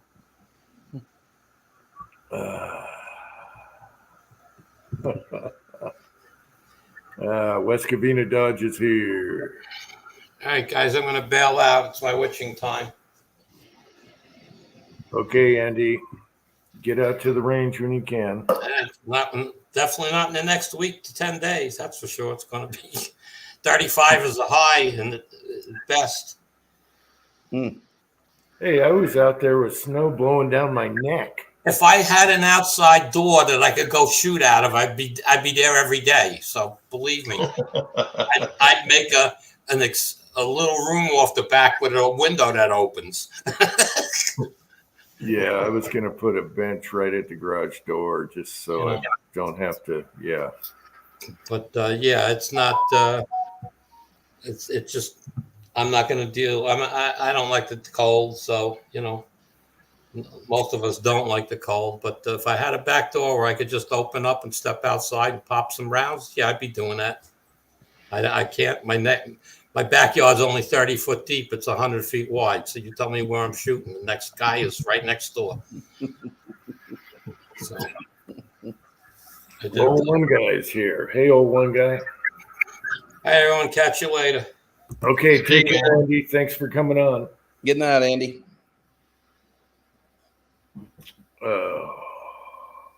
Yeah, the last video I did, the snow, it's howling out. And I was like, I don't want to go out there. And the snow off the roof is just coming down my neck. And I was like, get me out of here quick. Luckily, it was only 5 shots. I don't mind the cold, man. It's the wind that gets me. When the wind starts blowing about 20, Yep. man, I'm done. Yeah, the wind's what get you that chill.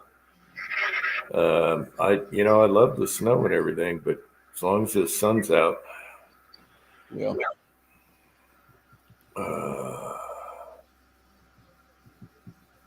A rifle lane tunnel. Yeah. Well, okay. The preacher will laugh at this. What Andy can do is dig a tunnel like the Jewish people are doing in New York right now and have a shooting range. Yeah. Did you guys hear about that? That is the weirdest thing. Oh, wow. People in an apartment complex, they found tunnels. And there are some Jewish people digging these tunnels. And I swear they said that they put dirt in their pockets just like the Great Escape and let the dirt out. Anyway, they have these tunnels under, and the city is really worried about these buildings collapsing, so they want to fill them with cement. And they're trying to figure out why they're doing this. Yeah. That's what I was going to say. Like, why dig? What are they digging out from? Escape from New York? I mean, what's going on? No, they're just digging tunnels and they're down there. It doesn't look nice. It looks, it looks pretty bad. But yeah, so check it out. You guys can. I'm surprised it's not all over the news. It's really funny. Yeah, I haven't been to the range and picked up brass in a long time, but if I went now, it'd all be froze to the ground. Yeah.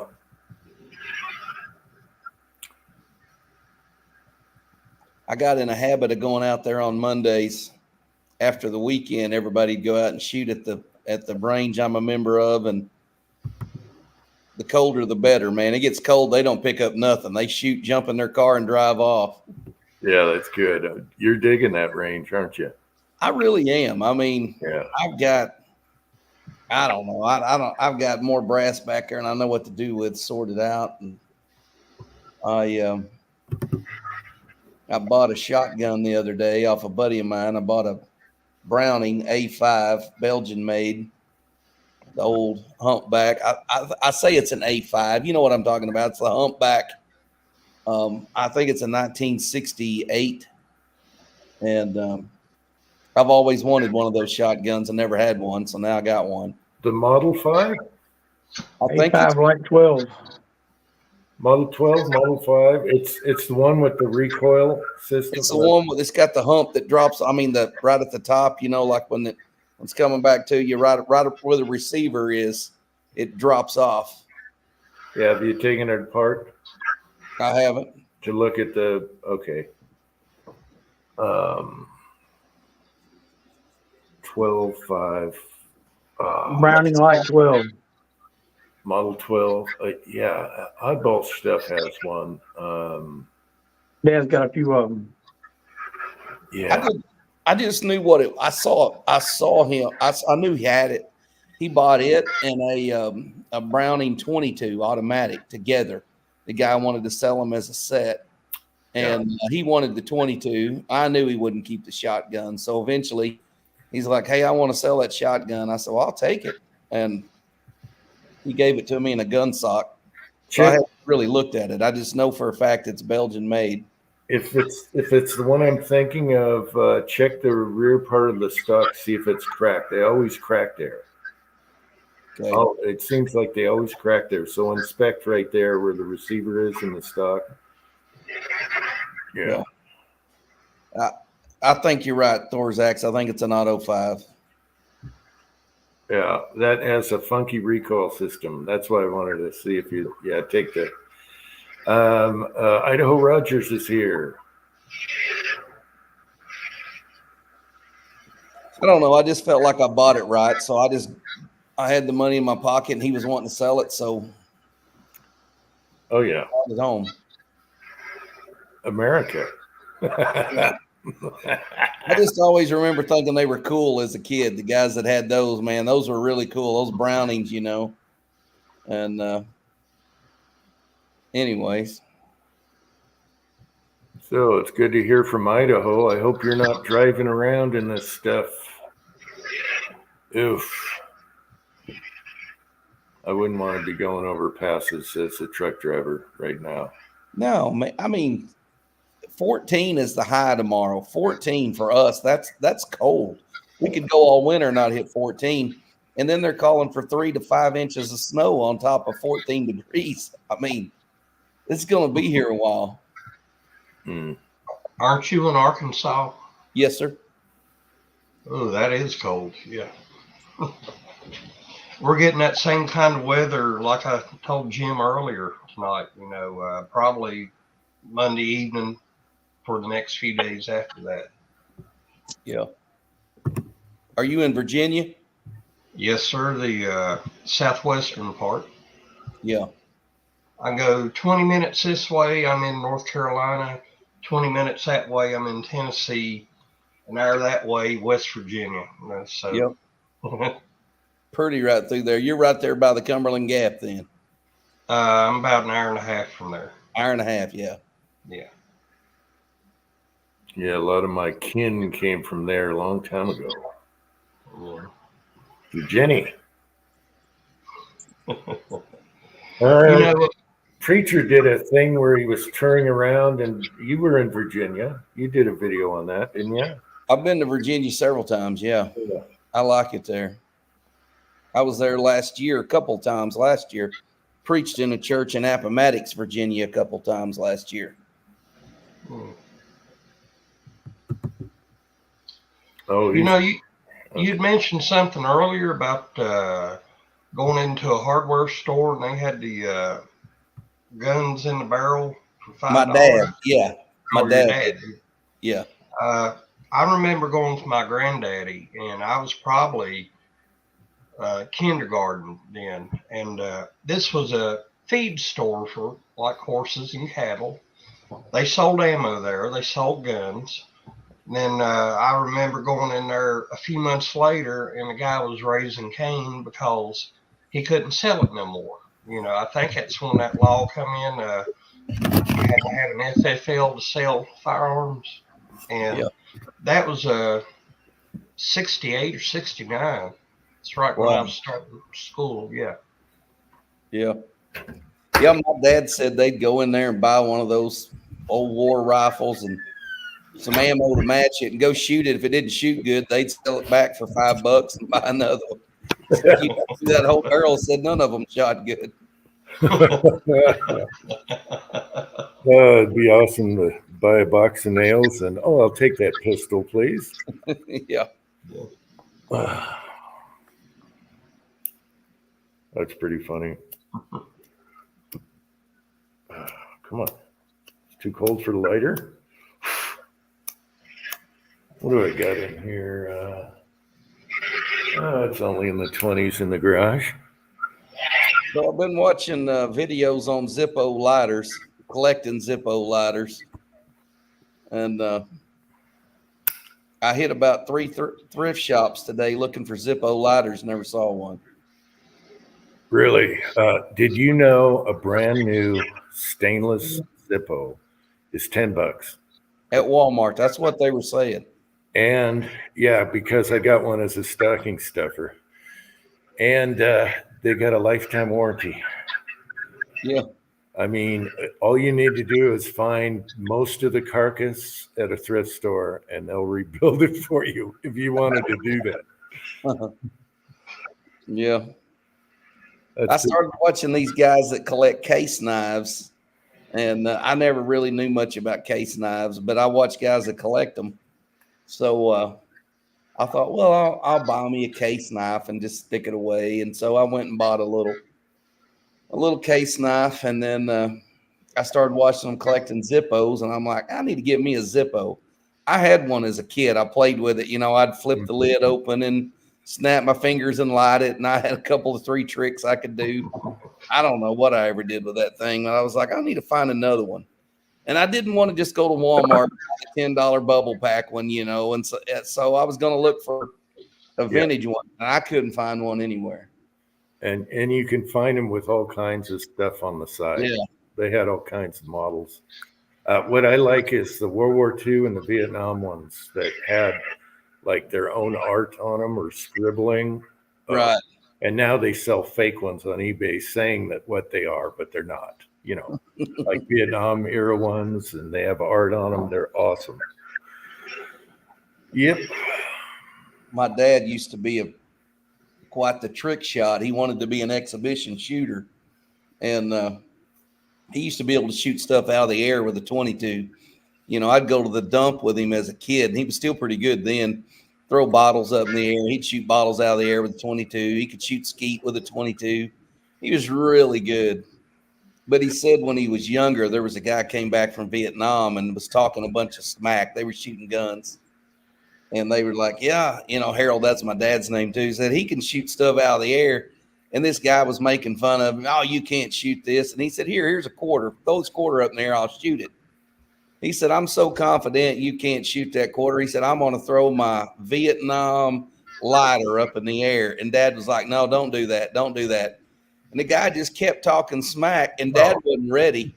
Then he just threw it up in the air. Well, Dad's like, by that point, I was mad. So he said, I just pulled up, shot.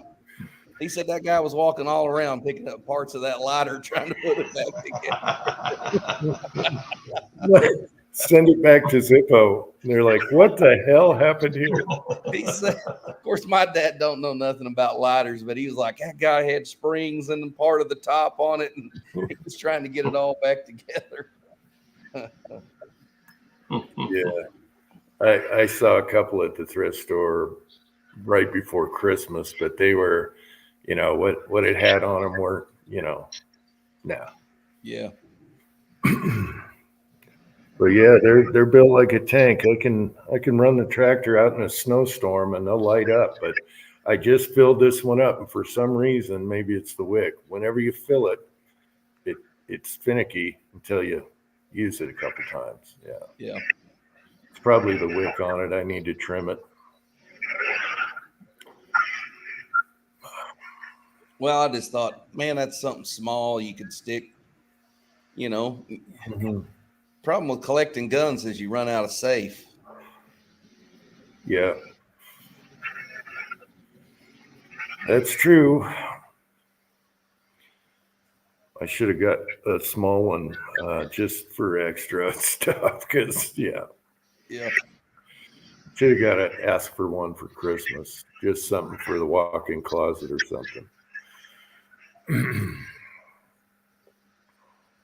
Because they're either so tight together you can't get to anything, or you just leave clutter out of them, Yeah.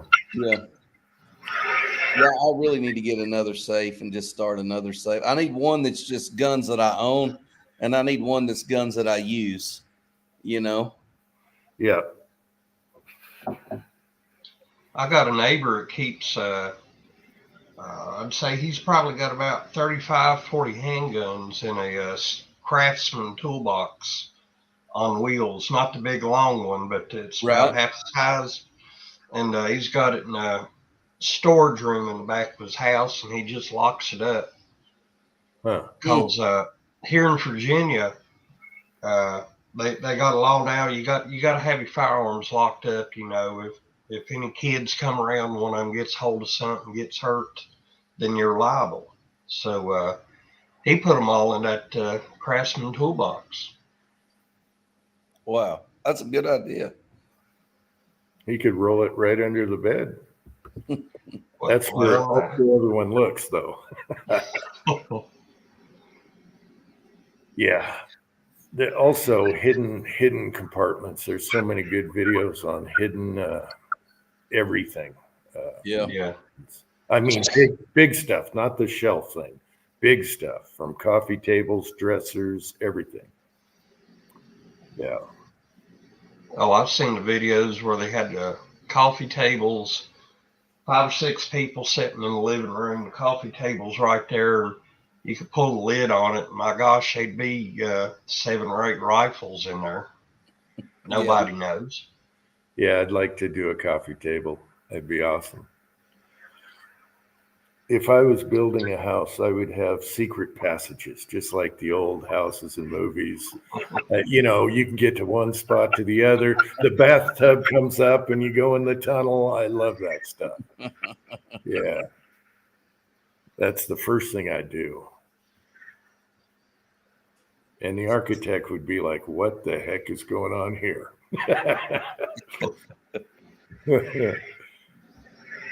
Stash your guns in the laundry room. Yeah. Yeah, my problem, I live out in the country. I'm not worried so much about someone stealing them. I can hide them. I'm worried about them burning. Yeah. Our fire departments, basically, they got a water hose and a flatbed pickup, you know? I mean, it's not, I'm in trouble if something catches on fire. Yeah, that's true. Oh, Leon, darn it. Well, enjoy the cold, Leon. You got out. We've had a few break-ins here over the past year, and what it was, the people that did it, they'd go knock on somebody's door, and if somebody was at home and answered, they'd say, does so-and-so live here? And then when a person would say no, they'd say, well, do you know him? Could you give me directions? They'd use that old excuse. They'd go knock on doors, and then when nobody answers, that's when they break in. And it's usually been people from out of state doing that. Really? Yeah. They'd get perforated in our area. Yeah. Yep. Perforated. That's a good word. Yeah. Yeah, they usually would here, but you know, they come knock on the door and act all polite and say, I'm looking for so and so, you know, and so I don't know him, you know, so and then they go on. But then a day or two later, somebody's house gets broke into. And come to find out it was the same people knocking on the doors asking for directions or what have you. You know, that's the good thing about where I live. We are out in the country, you know, but everybody watches everybody. I mean, they'll say, hey, have you been seeing that black car driving up and down the road? You know, I mean, they all take notice of who's who and what's what. Yeah. My in-laws live at the end of my driveway, so they're pretty much, somebody drives down my driveway, they call me and say, hey, are you expecting somebody? So that's a good thing. Yeah, you should get one of those sensors that goes ding dong in your house. They're cheap. Yeah. When you were here, I could have gave you one. My uncle had some of those. He's got several of them at his house. So he'll hear them when they turn down his driveway. He'll hear them when they get to his gate. He'll hear them when they pull in the front yard. Yeah. Well, then when deer season rolled around, he put them on his corn feeder. When the deer would walk out there, he'd get a notification. He'd go look out the window, see if it was one he wanted to shoot. Yeah, I can't use one here because the deer and critters will always be going, and I'll be going, who's that? What? I'll always be like, what's going on? I was talking to him one night. He goes, I got to turn this stupid thing off. It's a dark and all the deer are out there eating. He said, this thing just ringing up the storm. Yeah. Another neat thing to have is you have the lights that go on when you walk by. You know, just a light that's in your plug-in, Yeah. and you'll know if somebody's walking around. You know, and you can see them. So it's always good to have a couple of those. Good thing about the Ring doorbells too. Yeah. That's right. Yeah. I've got to get me one of those doorbells. I mean, nobody ever comes here, but I keep thinking I'm going to get one. I keep talking about it. I just ain't done it yet. Yeah, I'd like to have one at the gate if the reception goes that far, just to see what's going on down there, you know. Especially a delivery guy, that would be great. Just drop it there, I'll be down. You can get Wi-Fi down there. You can do it. Yeah. Well, Kenny told me I could use the Kenny Cam, the last one he built, because it's got its own Wi-Fi, and just put a solar to charge the battery on there. And I want one of them signs that says "Keep your head down, you're already in range," and put it at the end of my driveway. You know, it's about 400 yards long, and I thought, you know, that pretty much set the tone for anybody want to mess with you. If at the front of your driveway it says you're already in range. I know. I thought about we have no trespassing, right? But then I thought about as they come up the driveway, the next sign will say, "I said there's no trespassing," and then you go to the next one, and the warnings get worse and worse as you go up. That would be awesome. Yeah. Yeah, buddy of mine, he's got that sign on his front door or his front porch. It says, "Due to the ammo shortage, no warning shots will be fired." That's what it says. I was like, that's pretty good. Mm-hmm. Oh, there's Clark. Halftime. He must be watching a ball game. There's your one, Jim.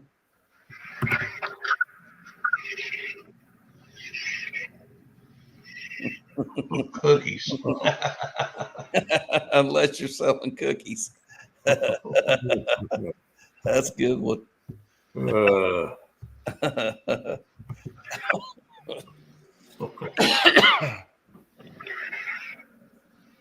what is that? Razorbacks playing or what? What's Ozark watching? Football game. Probably Kansas City and Miami. Oh, that's right. College is done.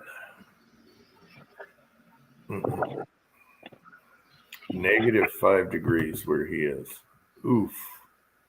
Well, what's the score? Maybe he'll tell us. Foosball. Halftime.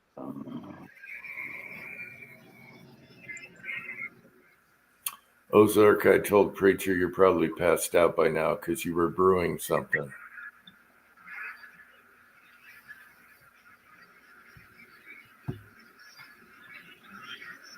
Mm-mm. 16-7.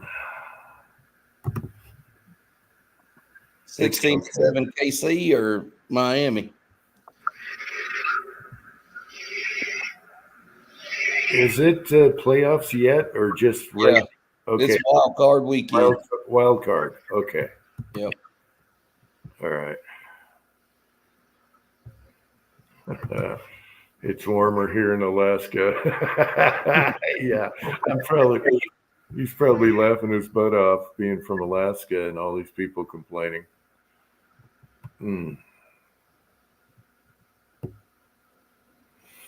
I tell you what, I just let the driveway pile up.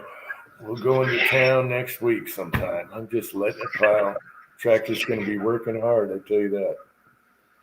If we get 8 inches tonight, there's already probably 6 on the driveway. So That's the reason we went shopping today. I was like, we probably ain't going anywhere for about 3 or 4 days. I was like, if you need anything, you want to get out, because we're going to be staring at the wood stove for the next 3 days.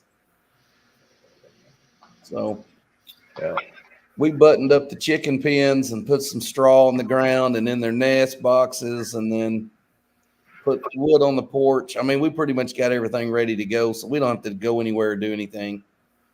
I'll probably go to church in the morning, prepared to preach, but it'll probably start snowing about the time I get there. Nobody will show up, and that'll be that. So,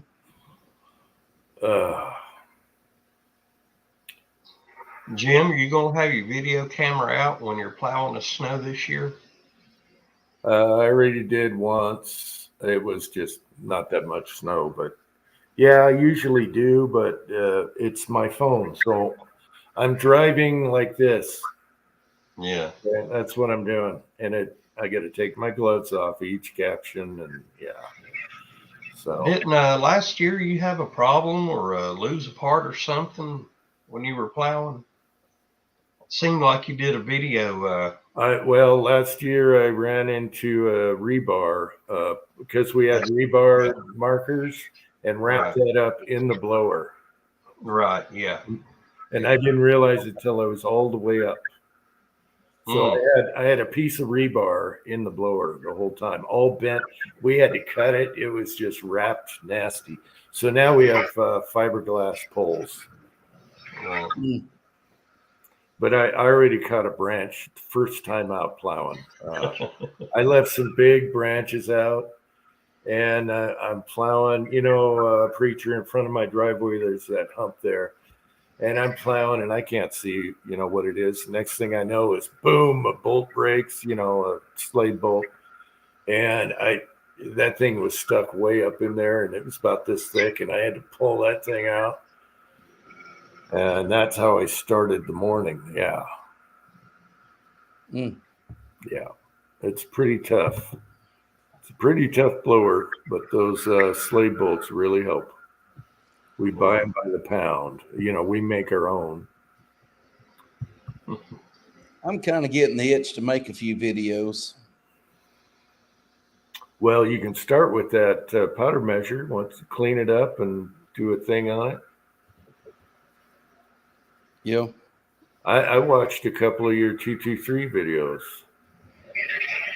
I've got some stuff I need to get loaded. I've got brass laid out. I just need to get. Yeah. 22-250 is what I really want to. I've got everything laid out. I had a guy give me about 12 or 15 boxes of old Hornady and Sierra 223 bullets, 55 grain, 62 grain. Some of them, the Hornady ones, still have the old red and white tape on them where they're sealed up, Mm-hmm. And I need to get out. I need to shoot some. I need to load some of those 55. I think they're 55 grain. I was going to load some of those in the 22-250, and there was something else I was going to load and shoot. I almost bought a 22 Hornet just to play around with and load for. That's a neat cartridge. I'd like to play with one of those and load for it, but that's just a whole rabbit hole.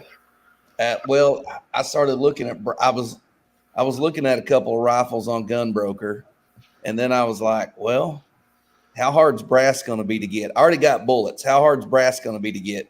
And that was kind of hard. And then I was like, "Well, screw that. Last thing I want to buy is something you can't shoot." Did you check? What's their name? Starline. Did you see if they? I went to some kind of like brass searching website, and there were some out there, but man, they were not cheap. Yeah. Let me look for you here. Because let me see if they have, it'll say back order, but, at least it won't say unavailable. That'd be funny if it's in stock. 22 Hornets. Let's see what happens here. No search results. So let me go down the line. Now they don't make it. Ooh, that's bad. So I found one that was the like 22K Hornet, which is like the improved. It's the shoulders are blown out and you get more velocity. But then you've got to load it, expand it, and then you can load your first load with it. Oh, I forgot a couple. Fire foreman. Fire format. That's the word I'm looking for.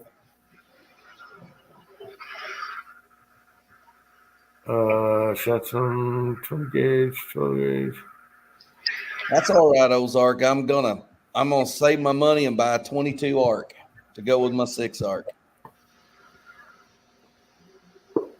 Let me ask you guys a question. What is the difference between 17 HMR and I think it's called 17 Mach 2? The Mach 2 is the 22. Yeah, neck down to 17. The HMR is the 22 Magnum neck down to 17. yeah. Okay. The HMR is longer, bigger, and the Mach 2 is like a 22 turn converted into a 17 kind of. Right. All right. I was at Wally World the other day and I saw the ammo for both, and I'm like, got me to thinking, I really don't have any experience with either round, I just didn't know. That Mach 2 is real popular with squirrel hunters when it first came out. They could shoot a little bit flatter than a 22, not quite as big as a 22 Magnum. Right. Yeah. Okay. But I don't know if it ever really caught on. I know when it first came out, that was Yeah, they even made some uppers, I believe, in Mach 2. I know they did the other, but a friend of mine is into that kind of thing. He likes fast and light. right. And I was like, they made an upper in this? Yeah. And I think regular 22 mags, I'm not sure. I'd have to go back and look. He's on my forum. Loading some hot loads. Oh. Loading some hot loads for Pam, Idaho. Yeah. There's something cool about the Hornet, though. Okay, the brass is thin, hard to get, but there's something retro cool about the Hornet. Just if you've seen one, I know. It's different. The shoulder and everything's different. It's just different. Yeah, I mean, it's not much more powerful than a 22 Magnum, and so you're kind of like, well, but it was one of them things, it doesn't cost nothing to load it. I mean, it basically shoots pistol powder, a few grains of pistol powder and a light 22 caliber bullet. You're shooting for chicken feed once you get the brass if you take care of it. The reason I looked at them because of contender barrels, you'll find them in Hornet. Yeah. Then I thought about the brass and then dies and then begat, and keep it simple, stupid type deal. Well, I got some guys here that really want me to start shooting in these matches. They shoot F class. I'm not an F class shooter. Don't want to be. But they said, man, you could come shoot in our same match and you could shoot the hunter class. You use a regular deer rifle. Yeah. And you shoot 300 yards. And we shoot 20 rounds. You'd shoot 10. And then three sessions or whatever. And it's this range right here by me. And I thought, okay. So I started looking around for, a bolt action rifle with a heavier barrel.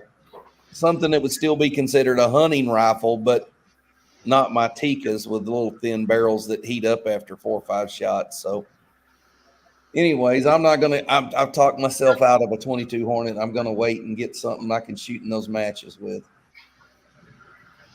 which will probably be a 22 arc if I can find one in a bolt action with a somewhat heavy barrel.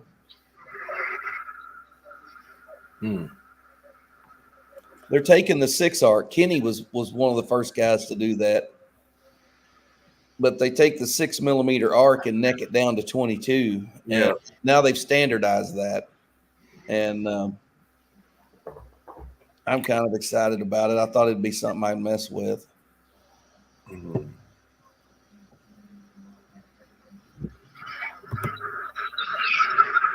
Yeah. So Idaho, you enjoying that 4570? That's probably one I'll put in a collection. Yeah. but then begat, dies, blah, blah, blah. Takes a lot more powder. Thorax, that's been my experience with the 22-250. I load them fast and they scream, but they don't shoot real good. I get them accurate and they don't shoot as fast. What about barrel erosion? Yeah.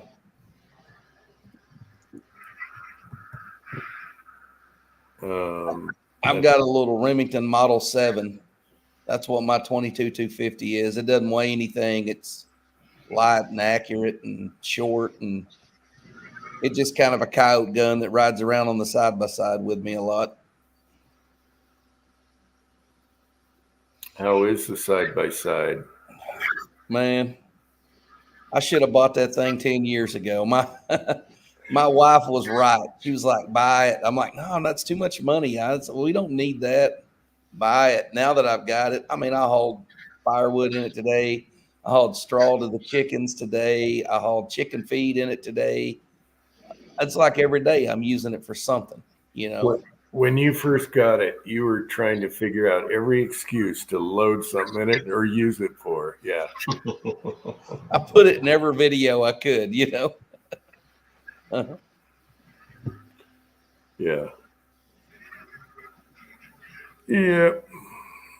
I want to go on a prairie dog hunt. It's what I want to do. Yeah.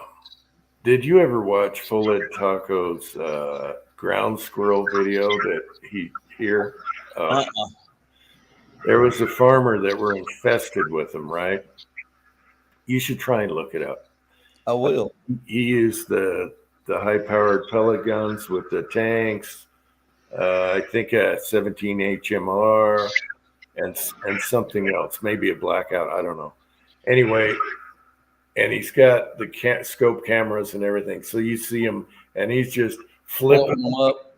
He's got little noises, and every time he hits one, it goes flying like this. And that looked like a lot of fun. And they were worn out.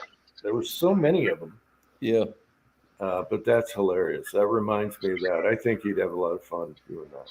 Yeah. Next time I get some time off in the summer, early spring, that's what I want to do. I want to drive out west and try to find a place, somebody to let me shoot prairie dogs and just. Yeah, there's a lot that are, it's infestation, so you can do it, you know. Until your finger gets sore or your eyes. Yeah. So that video is hilarious. So he probably posted 8 months, maybe a year ago now. I watched one of him and his kid. I guess it's his kids and some other people. They were going through some cave or canyon. Yeah. They were going through some narrow canyon. I mean, a fat guy like me couldn't squeeze through there. I was like, there ain't no way. It'd be like, hold up, you know, everyone's stuck in the. Yeah, that's what he's into now. He loves doing that, rappelling and doing all that. Yep. All the kids. Yeah, they were having to squeeze through these tight spots in that canyon. I'm like, man, y'all'd have to grease up the walls of that if I was going to squeeze through there. Uh-oh. Well. Looky who arrived. I barely made it with the snowstorm. Is it already snowing there? Oh, dude, it has been since, Monday. It crapped out about 3 inches, and then yesterday or day before, we've got about 10 inches in the past 2 days. Wow. And now it's -2 degrees, and it's a record low. And then Monday, I think tomorrow or Monday are going to be the high of like -2 and -4. So it's going to be cold. That's it. Yeah, and as usual, he's complaining that a package hasn't come yet that he ordered. And so you can't say that it's not complete BS that a package from a place 6 hours away from me that shipped out on Monday has not made it to me yet. They go all the way around and come back, and it did too. It went to Des Moines, and then it went up to Pella, which is a small town north of Des Moines, and then it went back to Des Moines. I'm like, all right, dude. What company was it? Titan Reloading. Oh, Titan? Yeah, I usually have stuff in a day or two from Titan. They're awesome, but it's the post office's fault. Yeah. Which I can't blame them. There's a blizzard and all that, but come on, man. I got my ass to work. They can get theirs. Broke Loader is here. Hey, Broke Loader. He wants to see Preacher light up the toy box. Yes. I've got a box back there that just says Range Toys on it. It's a bunch of action figures. It's got some out-of-date, unopened Italian dressing, some Thousand Island dressing that needs to be shot. I might even go buy some silver floss sauerkraut just to make a video with. You got to eat some first. Oh no, man! Come on, man. They're long enough to shoot. 15 minutes at the house. That was one of my favorite videos. Was a silver floss video. I remember Mark had that full auto BB gun. We were shooting those jars of sauerkraut with a full auto BB gun. That was so much fun watching it in slow motion. The TV, Dora the Explorer. Oh yeah. I'll be right back. Now, when you say you got a box of Range toys, that's not your kids' old toys, is it? There's a guy at church, and he did a lot of volunteering with like the Marine Corps' Toys for Tots at Christmas. Yep. And so stores would donate toys to him to give away to kids at Christmas. Well, whatever wasn't selling, they'd try to dump it on Toys for Tots. Yeah. And so he couldn't, it's Christmas time. All the kids have got their stuff and they're still trying to dump toys on him so they can get their tax write-off. So he would bring them to church and be like, all right, y'all just, I don't have a warehouse. We got to go somewhere with these toys. So we were trying to give them to kids. And anyways, we ended up with a bunch of leftover action figures one time. And that's how I got started. And then after that, it was kind of more of the same. Yeah. And they were just leftover toys they couldn't give away. And okay. But yeah, every time I go to some antique mall or something and walk around and look, and I see all them old vintage G.I. Joe figurines, and I'm like, I shot every one of them with a pellet gun when I was a kid, man. None of mine had arms left. We shot them to pieces. Yeah, I was always wondering that when you were blowing stuff up. I'm like, I hope that's not his kids' old toys, because man, I'd feel terrible, my kids' toys, bringing them to the range and just blowing them up like that. But I didn't think that was the case. Nah, my kids are grown, man. My boy's got all kinds of collectibles. He's been collecting for a long time, but no, these are just knockoff stuff. I mean, it's a bunch of junk that people are trying to give away at Christmas and trying to get a tax write-off while it was still Christmas, rather than having to eat it. And retail is such a weird thing. You want it all for Christmas, but if you carry it over to the new year, you got to inventory it and pay taxes on the inventory, right? So they start dumping it, and this guy at church, he's a volunteer. He's just trying to, help kids. And he's like, no, we got enough, but you can't tell people no. And so anyways, and there's only so many of one thing you can give away. They give you 500 of the same action figure. You're not going to see 500 kids. And, it's just. No. It's going to be 400 rounds of 450 Bushmaster and 100 kids. That's right. That's right. So we'd line them all up and then just shoot into them. That's awesome. I ought to get this new shotgun. Well, it's not new. It's a 60. I think it's a 68 or 69 Browning Auto 5. I ought to get it and go just break it in, shoot a bunch of. I remember the grocery store was going out of business and they had like a shopping cart full of out-of-date stuff. I want to say I bought like 5 or 6 jars of stuff that was out of date for the sole purpose of shooting it. And I never shot it. So nice. I probably got some cocktail sauce that would look awesome in 3 inches of snow. Lakeview Outdoors is here and Robert Powell is here. Hey guys. Hope I didn't miss anyone else. Dang, Robert. The FedEx truck got in a wreck and ruined your package. They gave you your money. Wow. That sounds like something that would happen to me. My favorite one was train derailment. And I was waiting for that thing. I wanted that thing right now. Train derailment. That's always when it happens too. Is something you need like immediately, and then it's like, oh, somebody died bringing you your package, and you're like, shit. So I'll tell you a story. This guy was telling my dad, he's showing my dad these pictures. He went to Alaska and shot a like a Kodiak, or a brown bear. I don't think it was a Kodiak. I think it was a big brown bear. But I mean, it was huge, right? So they camped there for 2 weeks, hunted this giant bear, finally killed it, taped it all out, put everything on the plane, and the bear and some of the gear was too heavy. They couldn't take off. So they left the bear hide there and some of the tents and stuff.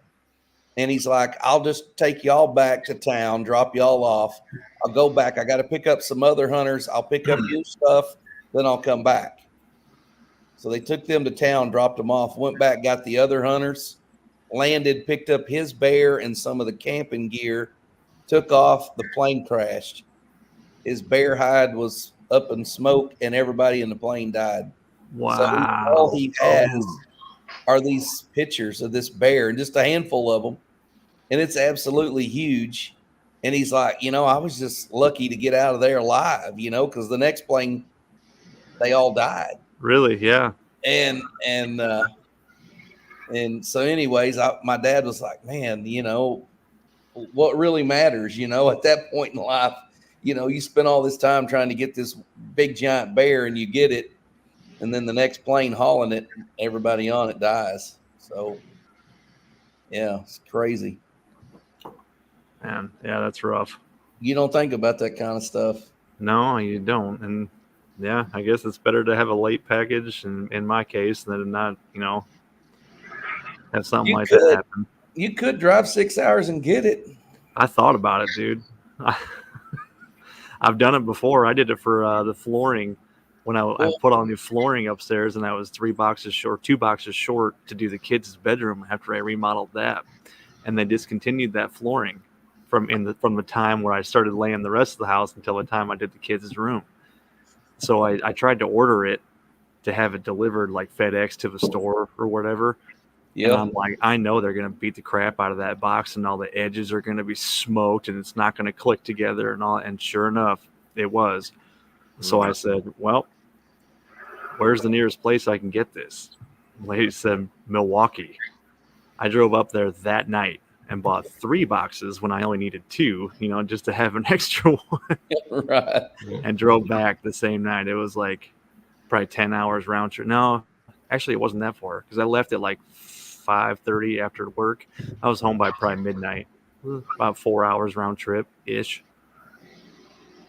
He has the worst. 4 hours one way. Sorry. Yeah, Tin Man has the worst luck with he doesn't Midway, Brownells. I'm telling you, he wants something right now. No, you're not getting it on time. I know. And all he loads is like 308 and common stuff. Pretty much. Yeah, what are you getting? A trimmer that's common. It's just that Lee trimmer for the case prep center. Mine got dull and worn out, so I was like, okay, I'm just gonna order 2 of them. So I got one for a backup. It shipped out on Monday, and I still ain't got it. And the brass ain't even for me; it's for MIG. So I'm trying to get it done and ship it to them. So I guarantee, now that I've spent all this time and money and effort, getting this brass perfect, USPS is going to lose that package on the way up to Wisconsin. So I figure I'm probably pissing in the wind, anyways. Did you get the birthday discount? I haven't used it. Oh, I thought you were going to use it. Nah, by the time I ordered it from Midway and the birthday discount worked in, it was cheaper from Titan. Oh, that's right. You got that from Titan. So what was it cheaper? Because Midway's like $9 right now. Yeah, with the shipping, I think the shipping is what made it a little bit more. I like Titan Reloading. It's a small, family-owned business, so I try to order from them whenever I can. Seems like a good dude that runs it. Kyle is here. I haven't tried Titan. almost, but you know, it's a pain setting up another account and another account. Yeah, they give you like a discount, a loyalty discount. You spend $100, they give you 1%. I think if you spend like $1,000, they give you 3%. You know what I mean? Over time. Yeah, I'll give them a try sometime. Yeah, they ship fast too. It's usually same day or next day they have it in the mail. And Yeah, they're I like told you. compared to the Lee's website, Yeah, you're going to be paying a lot less from Titan Reloading. yeah. And they carry Lee, Dillon, Hornady. I mean, you name it, and it's right up there, right next to the Lee factory in Hartford. It's right down the road. Huh.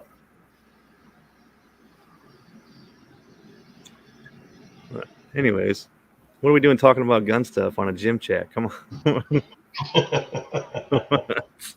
What about that guy that jumped out of an airplane with a suitcase full of money? What about that guy? Yeah. D.B. Cooper. What's his name? Rick Cooper. James? Is Rick James. Rick James. Charlie Murphy.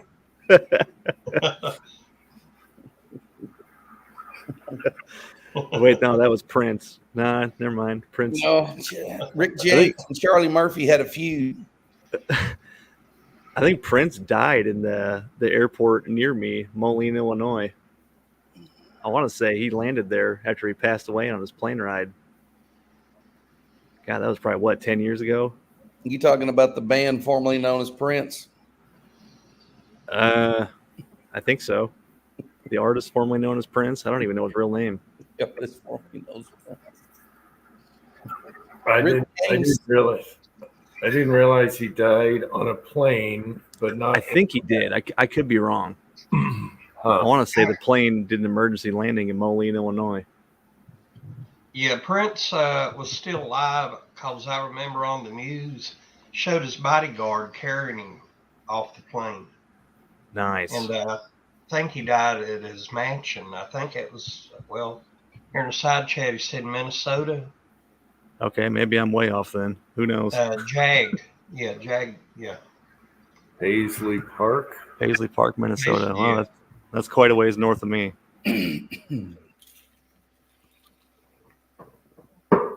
I never got the Prince thing. I'm sorry. I never got it.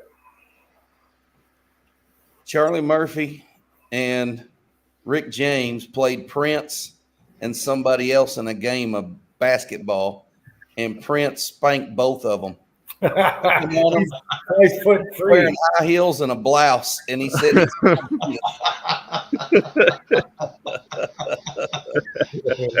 Oh, that would have been an awesome video.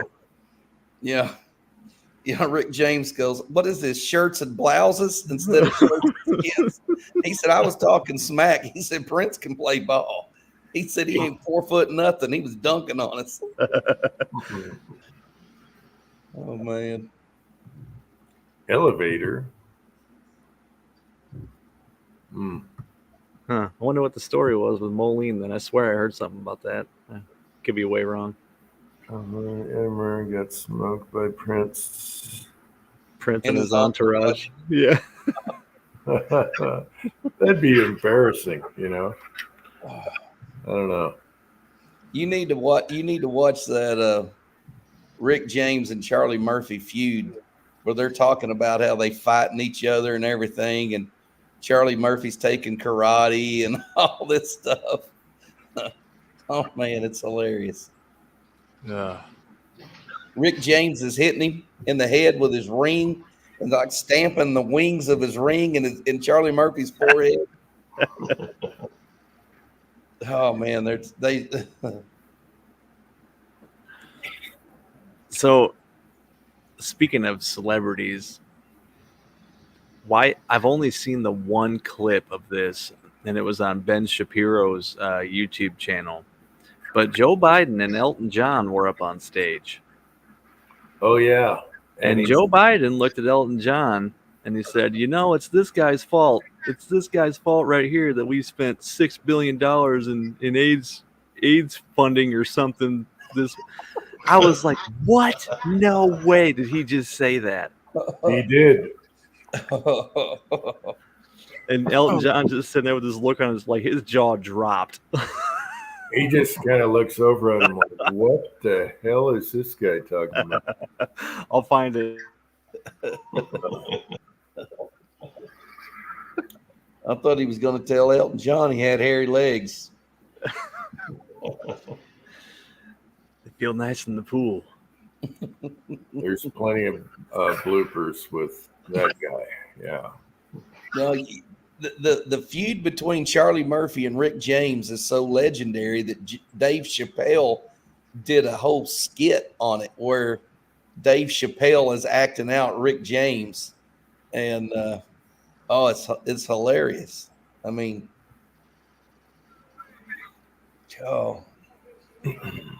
yeah, Jag's right.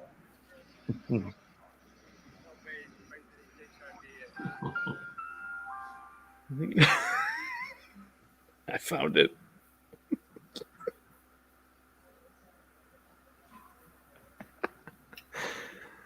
I like how Trump's been trolling him lately. Hilarious. I haven't been watching anything political lately. I'm burned out. The White House, old folks home, and they show Biden, and he's trying to drag his beach chair, and it's hilarious. Trump trolled him on X, I think. Or no, it'd be on his own Truth. Yeah. It's only like a 10-second video, but man, it's gold. Mm-hmm. By the way, it's all his fault that we're spending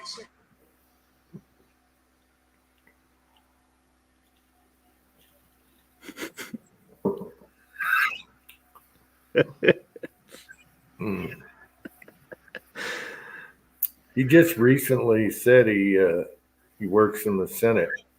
What was that one? He went somewhere and said, "Hi, I'm Joe Biden. I'm in the Senate." He's done that several times. But when it comes time for presidential debates, they'll send out the cyborg, and he'll make complete and total sense and be able to articulate complete sentences. And then it's like they give him some kind of drug, like this is going to take 10 years off your life, but for the next hour, you'll be normal. I was just going to say, cocaine is a hell of a drug. They had to have juiced him up, just like Adolf, got juiced all the time. Cocaine's a hell of a drug. Yeah.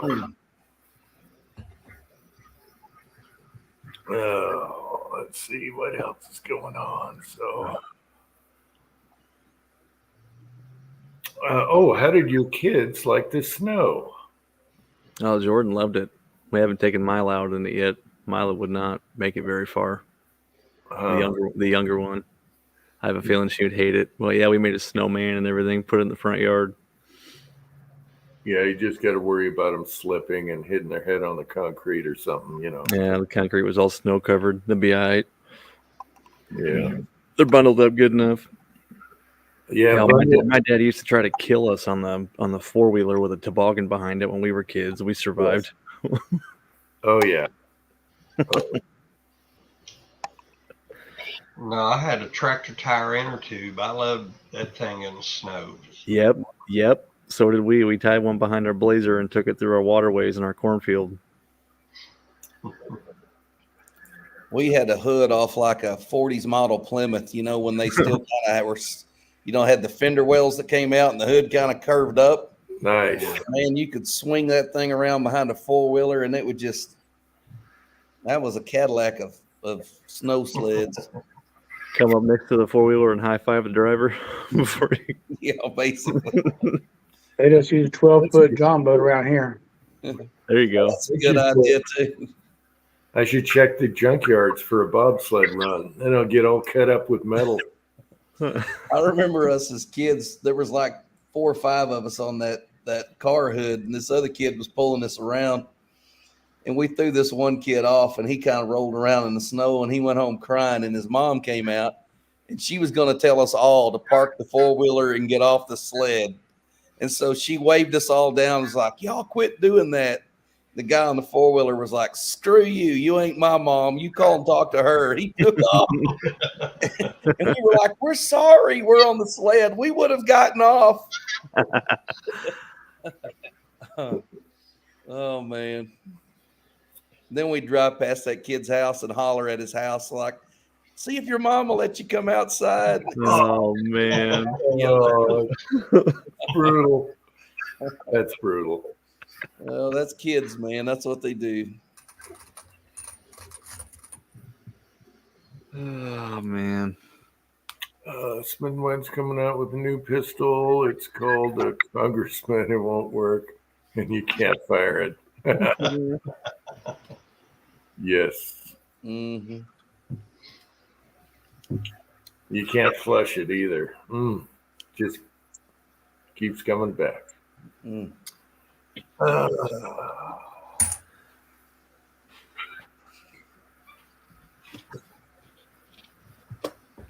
So I was supposed to tell y'all last chat, but I didn't get a chance. Oh, hang on.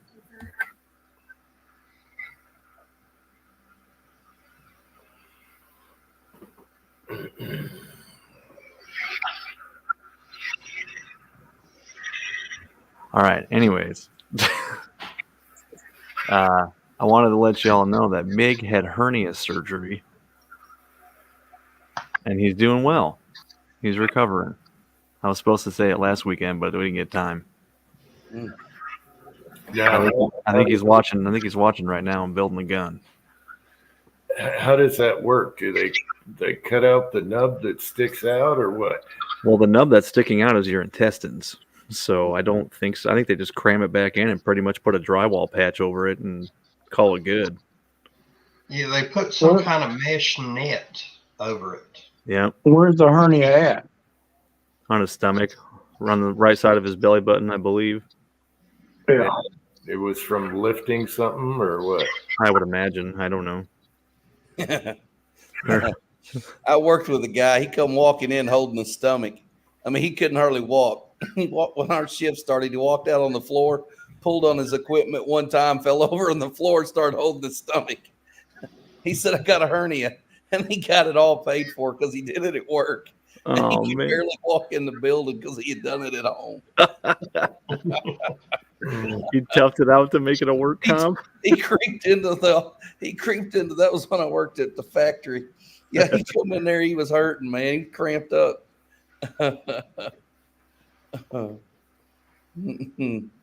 Papa's Place is here. Hey, Papa's Place. That's right, Thor. That's what they don't want to Stuff it back in and sew it in mesh between the yeah, that's kind of what I figured. It was like one of those aluminum drywall patches that look like mesh. Kind of slap one of those on you and call it good. Yeah. The problem with those mesh, that mesh is it doesn't stay where it's put. It moves in your body. Your body sees it as a foreign object and it tries to move it out. My uncle had hernia surgery, and that mesh, it pushed out of the muscles of his stomach and actually got around his intestines and pinched off his intestines. And they didn't know what was wrong with him. And they finally opened him up, and it was the mesh out of his hernia surgery. And he died from that. And he had the surgery like 25 years ago. Wow. All right, keep an eye on that, Mig. We're probably freaking him out. I think there's been a bunch of lawsuits over that now, and they do it differently. But yeah, they stopped using mesh. Somebody said, yeah. Well, it's like early hip surgery, hip replacements. They always screwed those up. And now they finally, I think they got it down. I don't know. They might still use the mesh up in Wisconsin. They do things a little differently up there. That's the thing about medicine. They're so like, oh, this is the way it is. And I remember like when they'd recommend smoking for cancer patients, Yeah. That was the treatment. Dude, we were watching a show on Netflix about that. It was a documentary about medical procedures and stuff like that. And this one come on, and it talked about it was a ball and socket joint. I think it was a hip. Somebody had a hip replacement, and they were showing the doctors talking about it, and it was a cobalt. The material they used was cobalt. And as soon as they said that, I'm like, that causes cancer. That's a carcinogen. It's poisonous. Yeah. And then sure enough, that 2 minutes later in the episode they started saying how it messed with people's brains and gave them cancer. And my wife's like, "How the hell did you know that?" I'm like, "It's one of the elements. It's. I thought it was common knowledge that stuff. You ain't supposed to get around that stuff." Wow. Well, a couple hundred years ago, they were putting leeches on you to suck the bad blood out, man. Oh yeah. Well, what about the metal fillings? I had a face full of them. Yeah. Mercury. Yeah. Even though it's encapsulated, you know something's going to happen there. Cranky is here. Cranky. My wife's got metal fillings. I don't know what they use. Probably silver. Cranky, get on here. I got to go put a log on the fire. Be on here when I get back. The football game's over, I think. I know Mig's listening at least. He probably can't type. I don't know. I'd kind of like having an extra finger in the stomach sticking out. I don't know.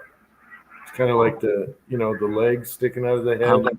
I'm sure it would cause pretty big problems down the road. It'd be a good place to hang something, it'd come in handy. Put your keychain on there,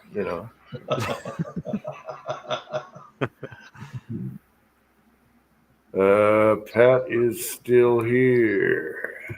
Pat, how are you?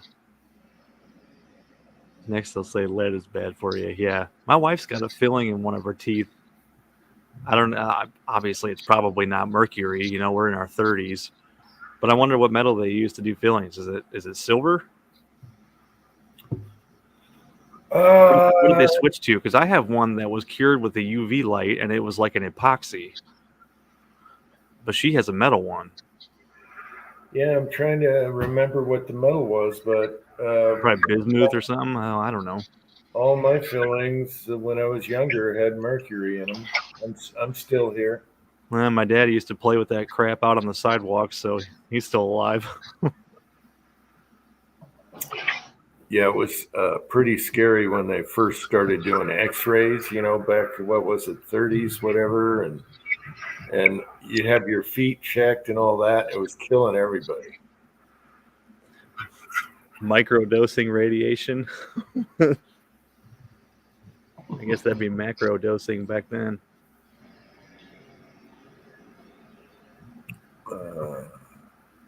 Curable resin or ceramic. Yeah, that's what I thought too, HIPAA. I've got a ceramic one or the curable resin because I remember them holding the UV light on it. Yeah, I'll have to ask her what metal that is in her teeth. The new ones are ceramic. That's the white ones, but that's what I have. They mix up a powder. Oh, I don't know. Anyway, yeah, it's they press it in, they form it. Yep, that's what they did. That's where I had my root canal too. They drilled in the back of my tooth, and they had to fill it, a week or two later, and then they put the epoxy over it and cured it with the UV light. I can feel it. He didn't do the greatest job smoothing it out, but yeah. There was nothing wrong with good old gold fillings. Gold. Yeah. Yeah, baby. That won't hurt you. Gold, silver. Be a heavy tooth. Solid gold. Well, have them all done, yeah. I think gold's just as heavy as lead is, or pretty close to it, isn't it? It's pretty heavy. Gold is, heavier, I think. I think it's right next to tungsten as far as weight goes. Plumber's putty, yeah. Go choose foil. See, that wouldn't bother me. It'd probably bother her pretty bad. No, James likes JB Weld. The JB Weld. James likes JB Weld. Yeah. He JB Welds everything. It works. Dude, have you ever used a new skin? You know what that is? It's like a Band-Aid you paint on with like a fingernail polish brush. Yeah. I had a cut that probably needed stitches, and I decided to use new skin to stick it together. Mm-hmm. That is a pain that shot up my arm when it took that new skin and put it into my bloodstream and burned the whole way up my arm from my hand. That was awful. Wow. Yeah. Oh, that's called liquid skin here. Yeah. Is it? Yeah. Yeah, liquid skin. I've used super glue, you know. Super glue works. Yep. Yeah. I've used electrical tape out in the field. Super glue, I think that came from doctors and surgeons. They use super glue on stuff.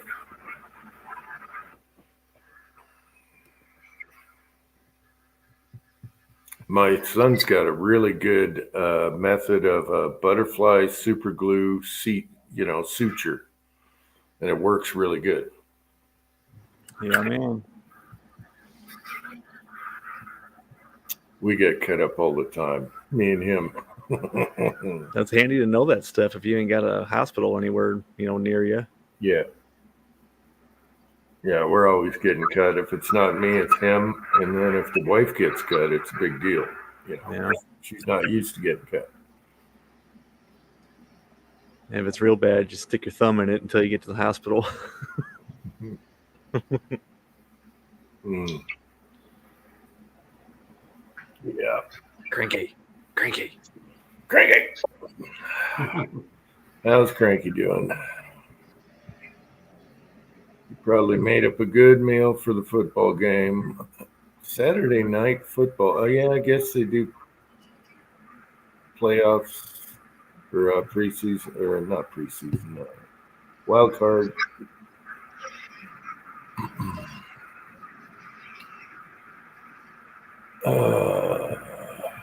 Yeah, what's Cranky doing? He hasn't given an excuse as to why he's not on here. He's probably tired. He probably made some good food for the game, and he's probably ready to crash.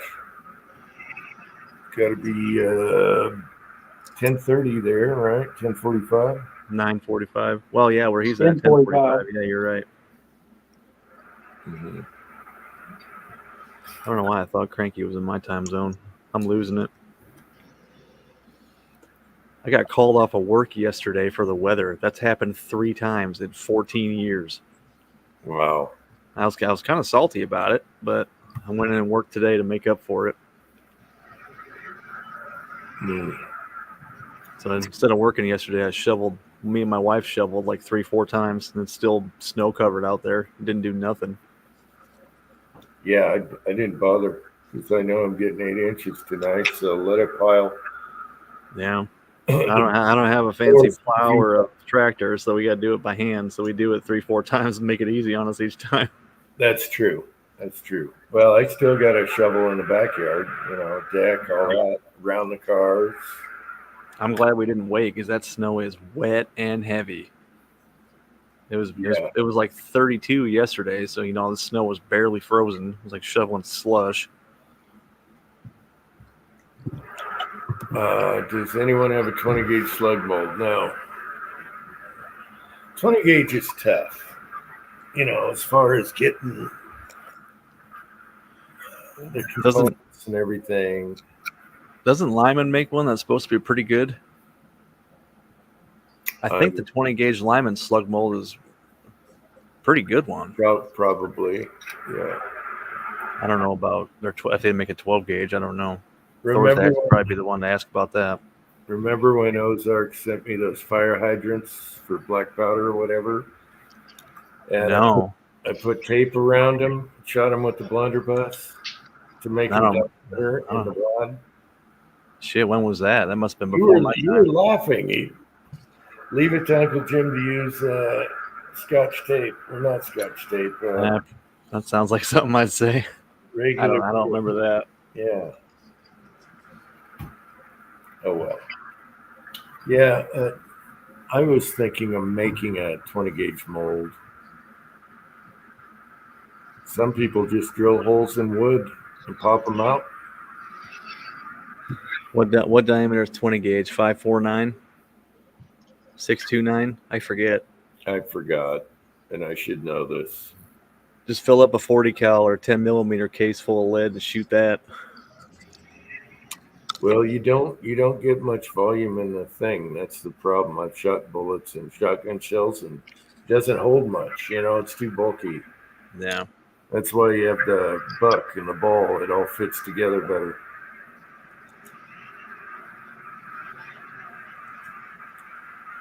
Let's get from. Yeah. All your shotgun videos makes me want to go bust out mine that I haven't touched in 7 years. Shotguns are fun. You can pretty much do anything you want with those as long as I you couldn't tell you the last time I even had mine out. as long as you don't exceed the payload charge, you're good. One of these days, I'm gonna buy me a shotgun. If it fits, it ships. So, and when you have like birdshot, that is the most condensed. So it's hard to throw anything in there that's heavier than birdshot. Right. It's a solid, like a slug, a long slug.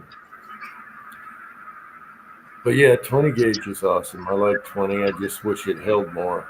Now, if it was that long, it'd be really nice, like a 410, a 20 gauge, like a 410 long. That'd be awesome. Do they make it? They make a 20 gauge Magnum 3-inch shell or no? All I've had is 2 3/4. Yeah. I might have something in the drawer, but nothing. No.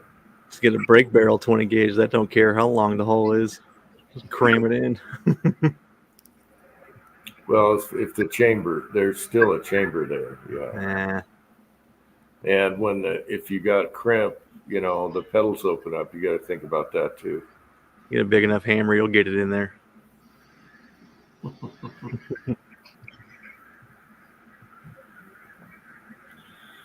Yeah, they're fun. Preacher Cranky says he's been falling asleep listening to Pastor Alan Nolan. I don't know who Alan Nolan is. Hmm. But preachers tend to have that effect on people. We put them to sleep. That's going to be my wrestling name. Is Harold the Sleeper Smith. I preach to them and they go out. They're like, no, not the preaching. And I just keep preaching and then they go down. You could work for the police, and when they have a suspect with a knife or a gun, let's call him the preacher. Screw the dog. Let's bring in the preacher.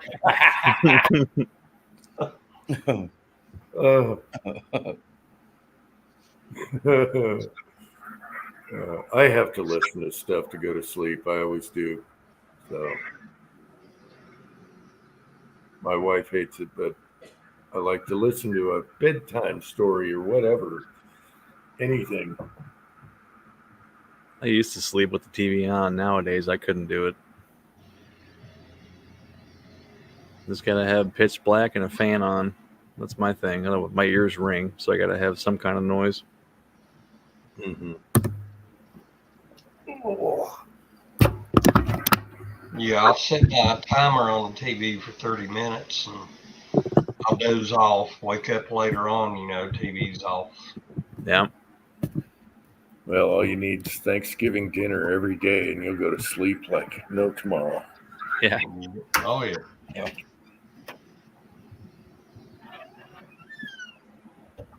Oh. Oof, it's cold out here. What's the temp out there, man? Outside or in the garage? Either or. Garage is warmer than outside. I think I don't know. I've checked what it's going to get down to. You in the negatives yet? No negatives. I think we hit 1 degree last week somewhere, but yeah, it's not that cold. The computer says -1 right now, and it feels like it. I just went out on the porch and got wood and come back in, put them in the wood stove, and I was like, man, it feels colder than 20. Well, I looked and the wind chill's 13. So I thought, well, that explains that. Yep. That's the thing around here too. The part of that big blizzard warning was 30 to 40 mile an hour winds. Right. That's what killed us the other day, man. I mean, last week we got a couple inches of snow. It was gone by noon. But the next time we got snow, man, the wind blew so hard. The snow was coming in sideways. Man, it was brutal. Mm-hmm. Man, I rolled that one too tight. I can't even get a draw off of it. Damn. When you get to the bottom of the tobacco, it's nothing but powder and you can't even draw off of the thing. Oh, that's better. That's a fresh one. You have to go get you a toothpick, make a hole in there. Freebase it. Or whatever it's called. I don't know. Oh, yeah, it's 25 in the garage. So perfect casting weather. Just bundle up. The Lee casting pot loves the cold. I don't know about you guys, but mine does. Mine don't care. I put a PID on it. Don't matter. You know what? That's what I might do. I might cast my first bullets during the Arctic blast. There you go. Hey, I got linotype. I got lead. I got everything I need. I got some. Although the only mold I have is 223. Ooh. you're starting rough. You're starting rough. That's going to be, you got something to preheat your mold with? Wood stove. That'll do it. You think I could just set it on top of that and let it get hot? Yeah. I mean, I can boil water up there. You cook food on top of it. Yeah, it would. You don't want to get it too hot. But those little 223 bullets don't like to heat up the mold, so you're starting with a fun one there. You probably want that mold like 300 degrees or something. All right. You cook a lot. You don't have a burner? What do you call them? Propane burner? No, the separate little burners. The sink, just a single burner. With the dial. The electric coil. No, A I hot don't. plate. Yeah, hot plate. Yep, there you go. That's the word. I don't have a hot plate. That's what I use. I went and got one at Goodwill for $3 and works great. I'm staring right at one. You can see the old school one right there, the silver one. And I can't pronounce what it is. So I got the Lee, what is it? The Lee 420 pot. Yep. That sound right? I got it. I cast a bunch of sinkers with it, but I've never cast bullets. Same thing. Jeez, it's falling apart on me. Oh, that's a blade. Pretty much same concept. Not a whole lot to it. Look at this old school one. Wow. Yep. And it's got a little burner inside. Thrift store, of course. I had the saw blade, almost cut myself. Drop it on your toe. Next time you swing up through Iowa, stop by. You can cast all the bullets you want, man. I've never done it. Yeah, if you're doing that, you're going to want hard. So, I got a big like a brick of linotype from a guy that used to be a printer.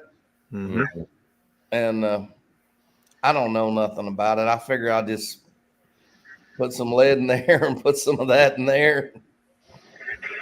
Well, James Ford is the one that's successful with shooting lead in 223.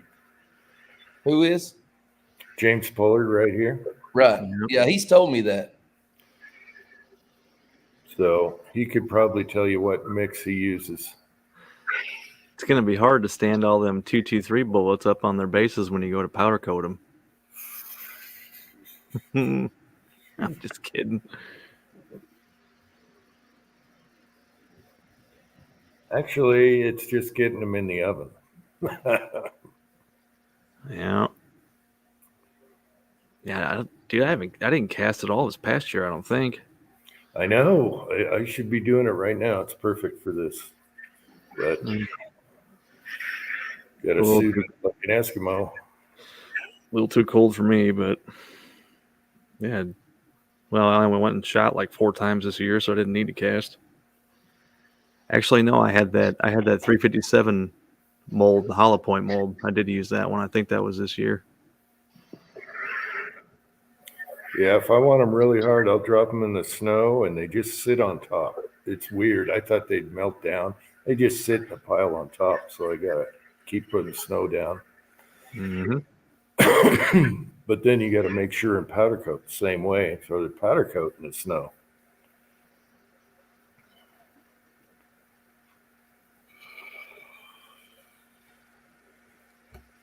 It's fun though. It doesn't splash. That's the great thing about snow, especially powder. It won't splash on you when you're doing a 6 cavity or something. Mm-hmm. Okay, he's saying about 18 BHN is what he uses. I forget what pure linotype is, but that's up like 24, 25. That's pretty hard stuff. Yeah. If not harder. Have you tried pure linotype, James? It depends if it's printers or if it's in the blocks. I want to say mine's kind of like got a square pattern. It's like a big old brick, but then it's got like this crisscross pattern on the sides of it. Okay. Is it tapered? Almost like a pyramid? Brick? No, it's a big old long rectangle, and it's got a crisscross pattern on the bottom. Huh. Weird.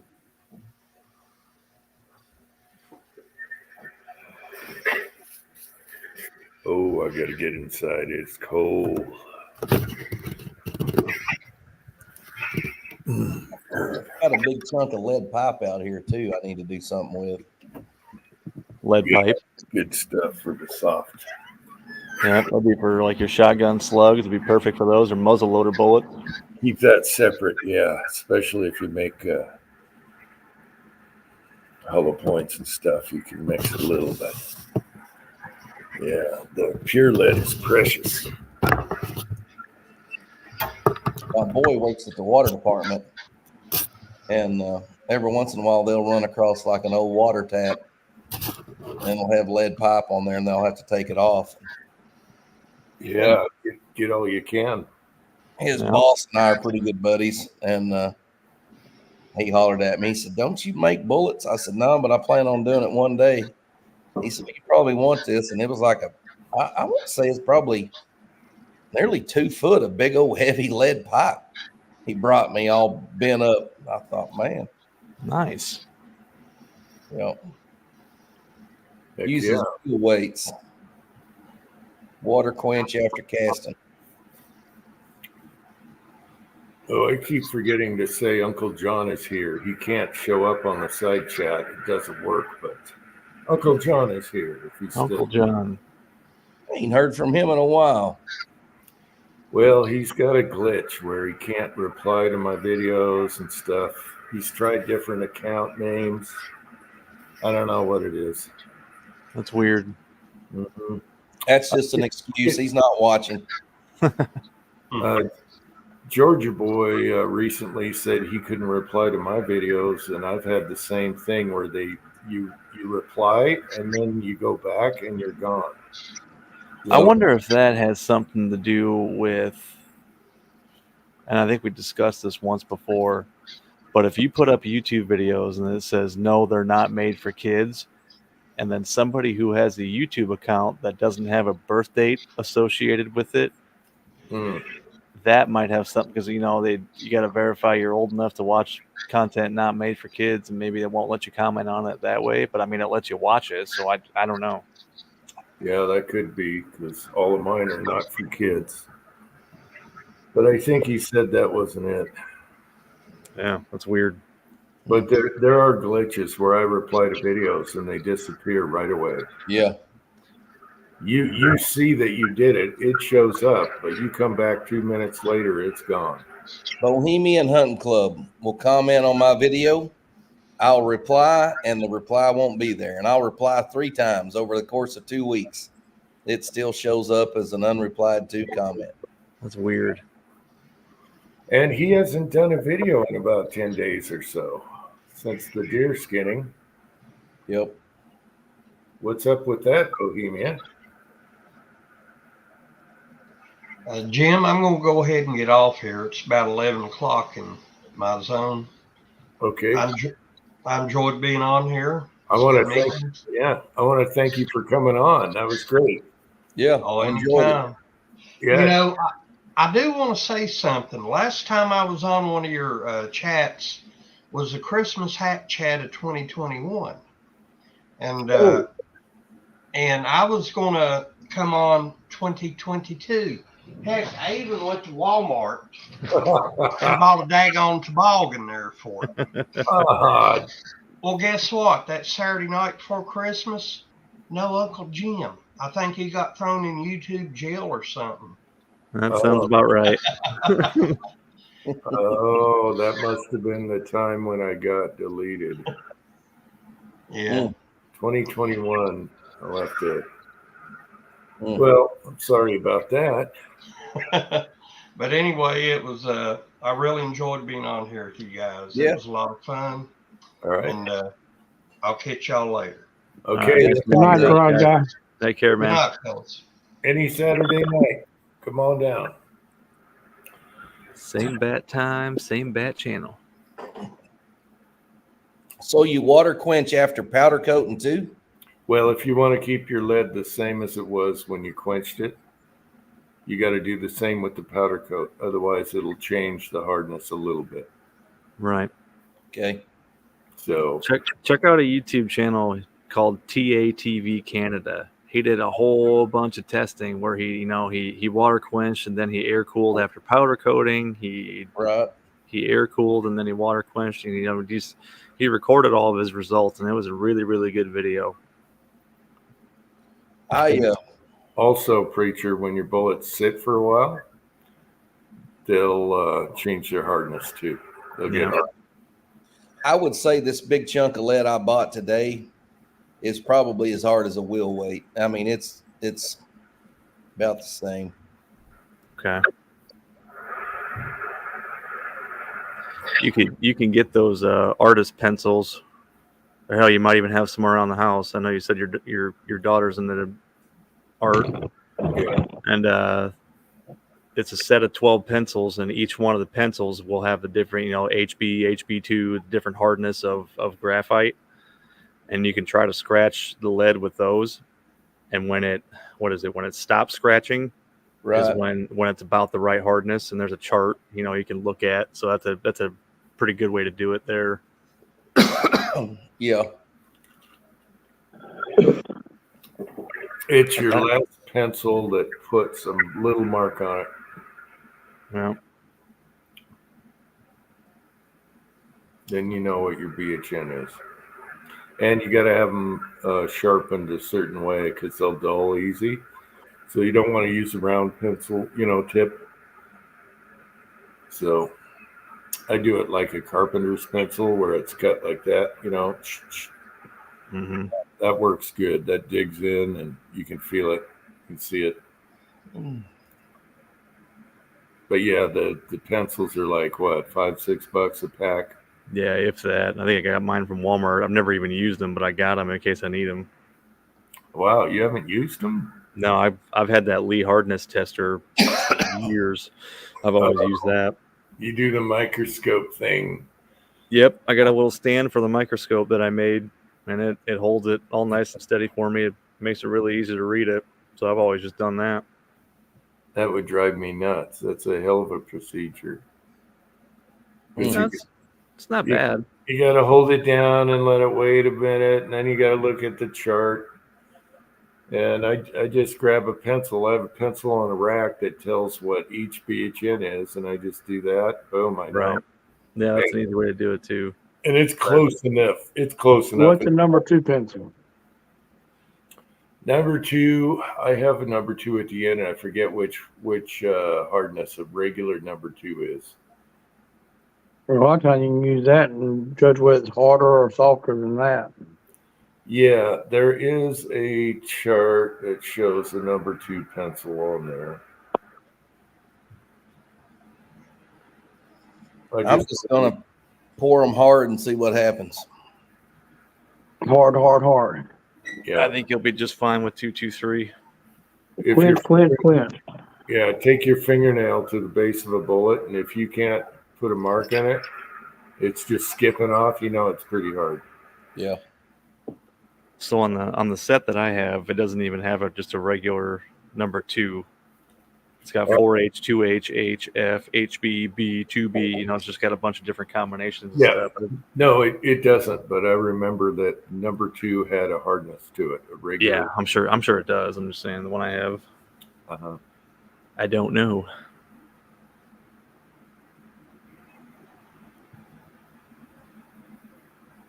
I wish I was closer to you, preacher. I'd just swing by and help you out, get going on it. If you was closer to me, I'd probably already be doing it. Probably. You just picked a hard mold to start with. That one and number $4 shotgun. Willie sent me that. Oh, I just went to the mailbox one day and Willie sent me that. There I you don't go. know why. No communication. It was just there from Willie Bullet Man. That was years ago. Probably figured you needed it someday. So I went and bought a set of handles for it and something else. I think I might have bought a sizing die for it. so a set of handles. Is it a 6 cavity then? Yes. Wow. Nice. Yep. It's a Cadillac of molds right there, man. Lee 6 cavities they're hard to beat. Yeah, just if don't get frustrated if your cavities aren't filling up or you're getting really wrinkly. You just got the mold. The bigger the bullets in the mold, the easier it heats up the mold. Sometimes it heats up too too much. But the small bullets, like when I do number $4, that's 18 little number 4s, all in a big block of a mold, and you got to get her running. Once you do, you don't stop. You just keep going. So once I get it hot and I'm making good bullets, I just keep making them. Yeah. You'll find the groove, the lane. You'll find the lane. And once you're in the lane, you stay in the lane. Yeah. Like with a mold like that, man, I'd probably preheat it, and then I would fill it like 5-6 times as fast as you can before I even looked at a bullet to see if it was good, just to get that baby hot. Yeah. Yeah. Okay. Yep. Well, if I get mad, I'll just get my sinker mold back out and I'll pour it all in sinkers. There you go. Did you see the video where I did the sinker mold with all the hooks on them? They had little hooks. Shot them in a shotgun, and the pattern had hooks everywhere. Oh yeah. Oh, it's hilarious. And that mold is easy to use. It was a cheap, at the pawn shop mold. That thing works awesome. It's just aluminum. What was the sprue? Did it even have a sprue? No, you just cut it off or something. I don't know. You probably just knock it out and then nip it off with your side cutters. I was laughing about it the other day because I was picking out these balls I had in the thing to make some hobos or loads, and I was like, oh, those are the hook. I cut the hooks off, but they're all different size balls, And then I started laughing, thinking about the hook shot. Yeah, it's awesome. That's a great little mold.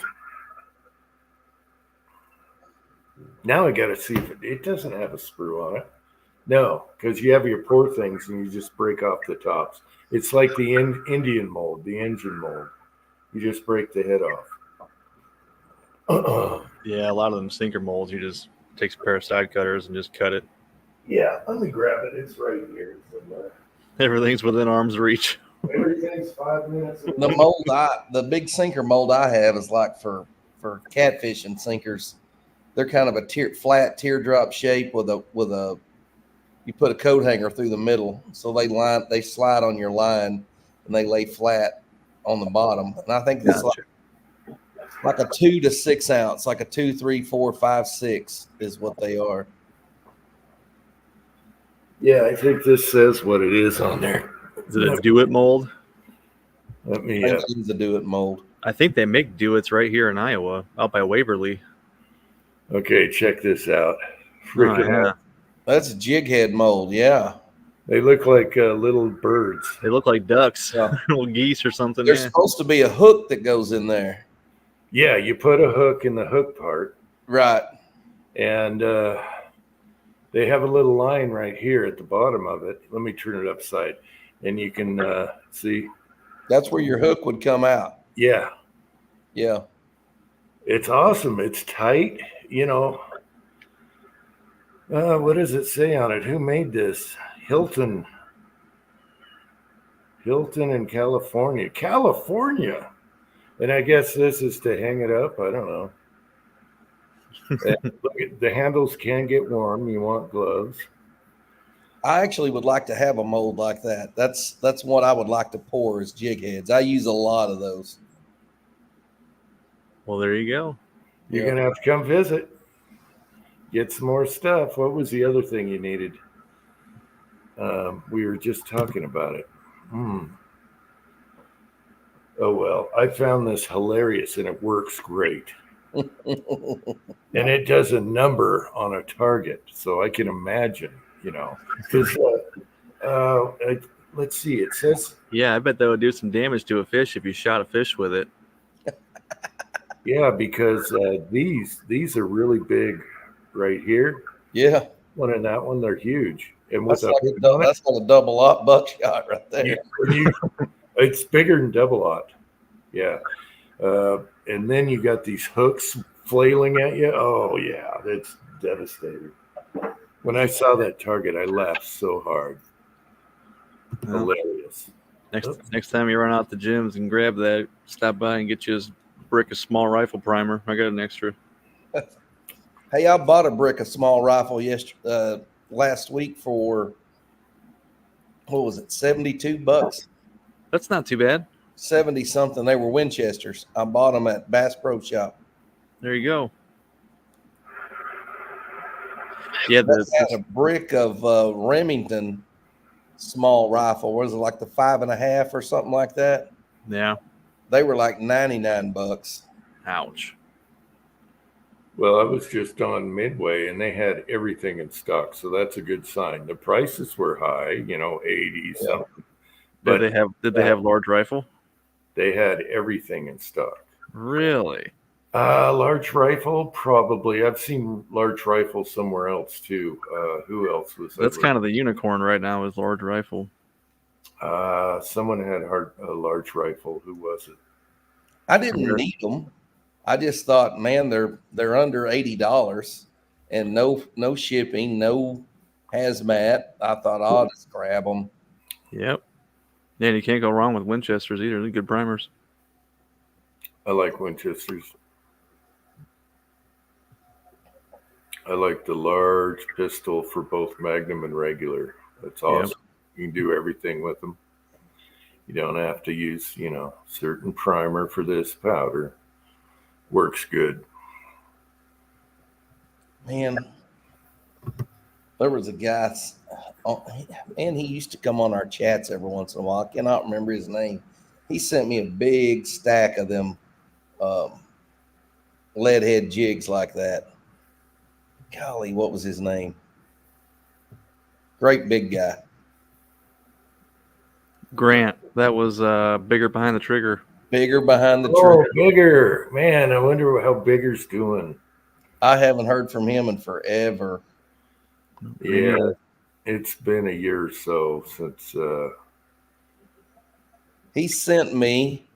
He watched a fishing video of mine, and then I got a package in the mail, and I mean, it was like tons and tons of those jig heads. And he used to have a business where that's what he did was made and sold those. Nice. And he sent me a big box of them. And so you use a different size hook for each, or how does that work? Yeah, you'd use the same size hook for like 2 or 3 size leads. Okay. And you would have to go bigger or smaller. But the thing was, up north, they use real bright colored jig heads like chartreuse or fluorescent orange, because they're fishing for walleye, and walleye need that bright color because they're down deep. Down here, we use more muted colors like maybe white or silver or something, not as flashy. So a lot of what I had real flashy. And so anyways, but yeah, I still use them. And but that was what I originally wanted, was a jig head mold, and I never could find one. I just kept wanting to buy one local. They should be all over. I mean, this one, I can't remember which place we got this one, but I was at another place and they had two different kinds, like the two that look like 2 boards put together, Mm-hmm. And I was thinking about it, and it was like one was $3, the other was $5, and then I didn't do it. And then I think my son picked me up this one. I went back there and they were gone. Let me ask him. Hey, James, What? where did I get this fish hook mold? Treasures. Oh, I got it at Treasures. the thrift store, our favorite thrift store. Yes. Your unicorn thrift store. Yeah. Nice. They haven't had any reloading stuff forever. You know what happens when you say you need something on a live chat. It's going to show up on your house in a week. Yeah, I know. I remember when I bought that lever action Marlin 357, and I had a Ruger GP 100 and 357, and I was trying to develop a load that both of them liked. I hated that Marlin. The barrel was crooked. The sights on the front of it, the front sight was like at 11:30, 11:15. It's clocked wrong. And well, I did a couple videos with them, and man, I started getting 38 caliber bullets come into me like crazy. Everybody and their brother was sending them to me, and I've still got 38 caliber bullets running out in my rear end. I sent you tacos, and they did pretty good in bolt action. Comparison. When I started using 2400 for 357 years, is one of the videos I watched where you did like 20 different bullets using 2400 powder. I'm like, I gotta have one of them bullets laying around here. Hell.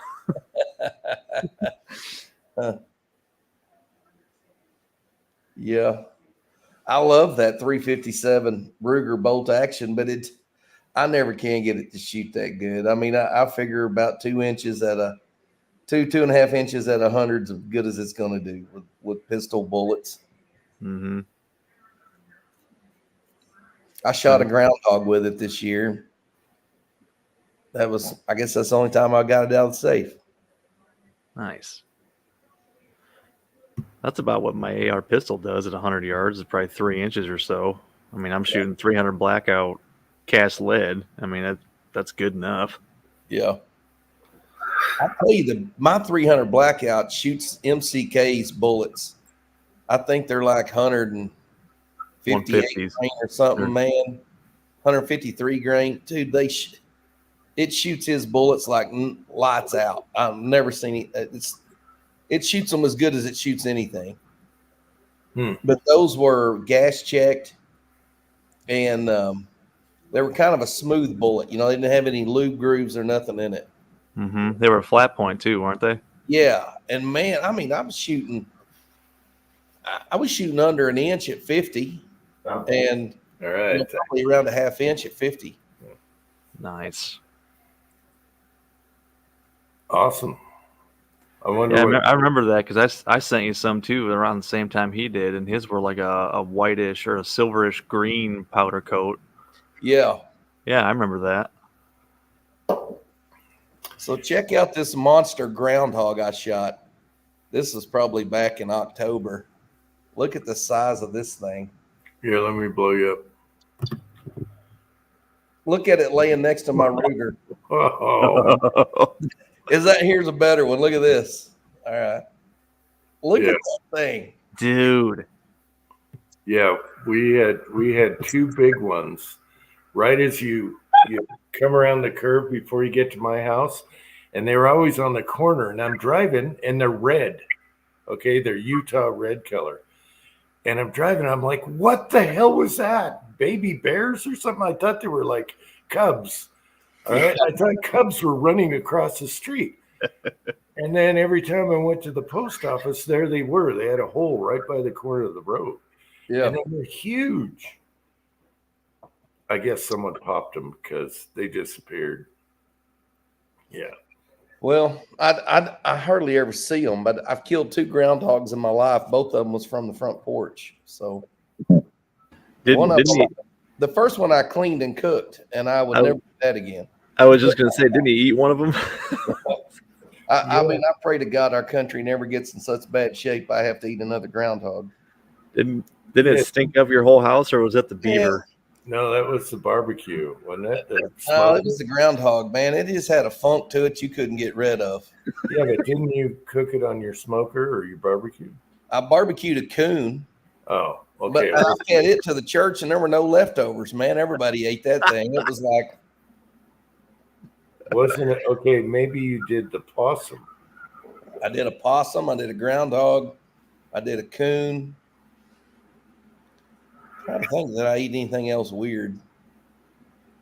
I always wanted a beaver. I always wanted to smoke a beaver on the smoker. See, I think beavers just look greasy. I think they are. They're really good, man. I've had barbecued beaver several times, and man, I've never had beaver that was bad. And the thing Really? about beavers, they're a true herbivore. They don't eat nothing but green trees and grasses and stuff like that. So So you're eating it, and you can name the tree that this guy ate all the time. you can really taste the willow.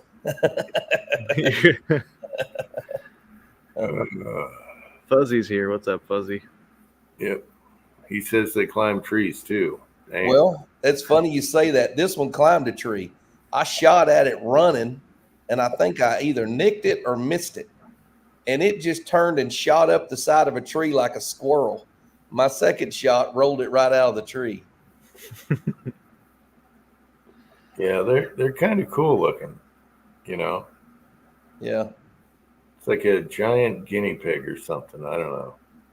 I don't think I've ever eaten a vegan beaver.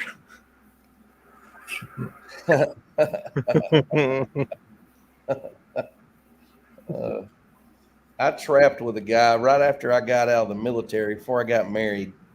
I trapped with a guy that was disabled. He was a retired disabled guy. And we would go on this long line trapping every day. When he'd set traps, I'd set traps. And we'd go back to his shed and skin our furs. I want to say we caught 120 something beavers that year.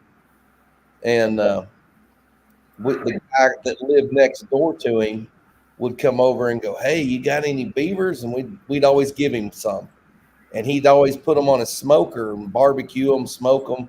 Then that night he would come back over and give my buddy some. And the next morning we'd be riding around with a bag of foil packed barbecued beaver. And it was always good. Huh.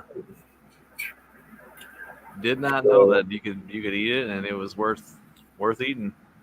The shoulders and the hind legs are big on them. The rest of it's all gut.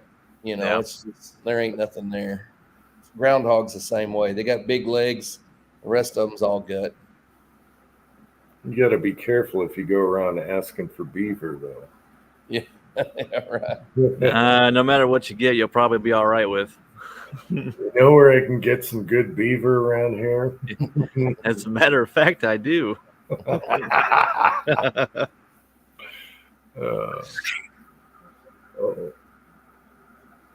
That's funny. I've never had beaver, but I heard it. Was that the one that's greasy, or was it bear? Beavers look greasy when they're alive. I've had bear rump though. I don't remember it being greasy. Bear's always, accused of being greasy, but Beavers are not. Their meat is real red and rich, but it's not. There's not a lot of fat on a beaver.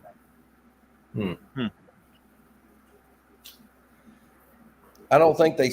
I'm not saying they can't make fat, but they stockpile food to eat throughout the winter. So I don't think they store a lot of fat. I think they store food. Well, looky. Kyle. What's up, guys? What's up? I've been listening to y'all ramble on about multiple things for almost an hour now. It is Uncle Jim's variety show. Yeah, man. Preacher, I need some possum salt. All right. Text Damn, me that your was- address again because I probably lost it. I'll mail you some. I'm about to say, dang, that was easy. Let me recommend the pate. No pate. No pate.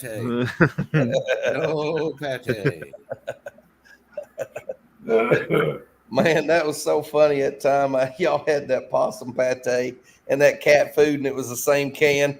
It Y'all was. just opened them up together, going, "There ain't no way." I'm like, wait a minute, that looks like a cat food can. So I grabbed a cat food can, and I'm like, it's in the video. It's going in the video. Hilarious. I laughed so hard about that. That was so much fun. Every time you come over, it's hilarious. Let me tell y'all something funny that happened at the store today. We had these two guys come in, and they just reeked of the devil's lettuce. Of the what? And about that time, a cop pulled a car over, and they pulled into our parking lot. So there's a cop in the parking lot.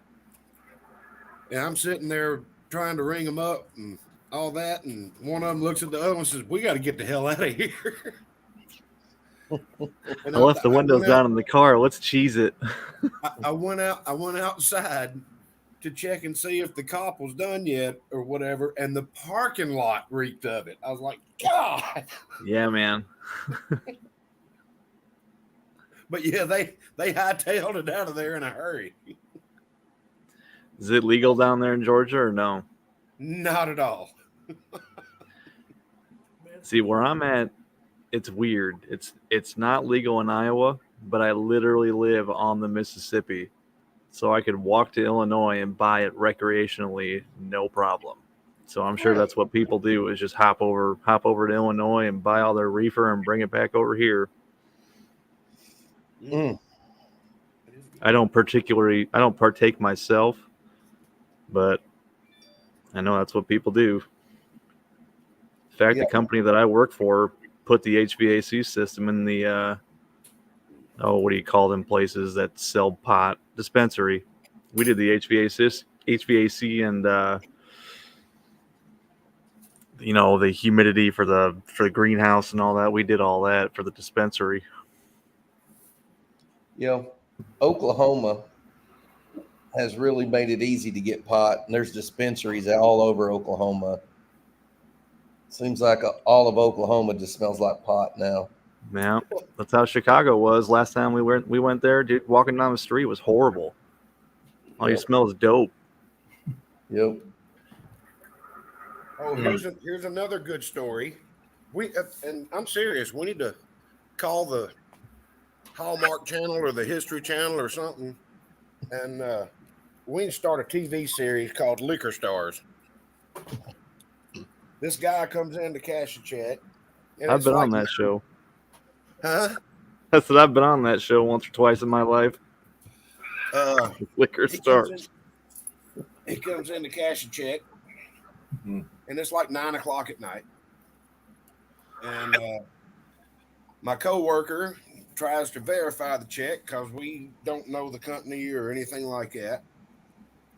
And there's no busy signal, no ringtone, no nothing. It's a dead line. And the guy says, "Well, try this number." Same thing. And Cliff goes, I just can't do it. I can't cash the check. I can't verify it. And the guy starts raising his voice at Cliff, and Cliff starts raising his voice back. He's a pretty big man. And he's like, I don't know what to tell you. I can't cash it. And the guy picks up a bottle of vodka and throws it on the floor and breaks it. And I look at the owner's son. I said, I've had enough of this crap, although I didn't say crap. I went back there and grabbed him by the collar of his jacket and the belt loop, threw him out of the store using his head to open the door. I said, get out of here and never come back. Well, the next day, the owner says, Kyle, I need to talk to you. I'm like, oh boy, I'm fixing to get fired from a liquor store. And he said, Jordan talked to me. That's his son. He said, and then I talked to Cliff, and all the stories match, and that is exactly the way I want people that act that way thrown out of this store. I'm surprised they didn't call the cops on me. Yeah. Well, we need more people like that. We need more people like you, Kyle, that'll throw them out in their ear. Well, I mean, we got other customers in there and all this, and they're having to listen to him just raising a mortal hell in the back of the store. And then when he threw that bottle of vodka on the ground, I said, by God, that's it. Kyle, have you ever had anyone come in as Mr. McLovin? McLovin. We actually have a picture of that ID on the back of our computer monitor. McLovin, that was funnier than hell with the cops. So this is what we do at the liquor store all day. There's this one homeless woman, and we think that she's selling herself in the woods over there. Oh. And she comes in there 15 times a day. Every time she can get 60 cents. She buys a little bottle of gin, one of them little airplane bottles. And I looked at Jordan. He's younger than me by a lot. And I said, you better stay away from her. She's probably got panty crickets. And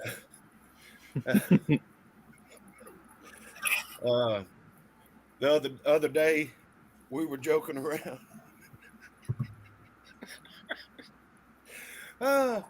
And Cliff said, yeah, you better stay away from her. You might get a case of chirpies.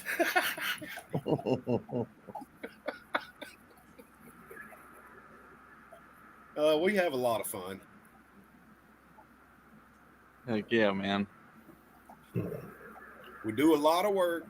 A lot of them cases of big half-gallon, glass-handled bottles. They're heavy. We move all them around and restock and all that stuff and sling a bunch of product out the door. I didn't know there were that many drunks in Bartow County. We got some people coming there 5, 6, 7 times a day while they're at work. Man, that's nuts. It is. It's crazy. And since I'm handling all that stuff all day, when I get home, I don't even want to drink anything. So it's cut back on me, which is good.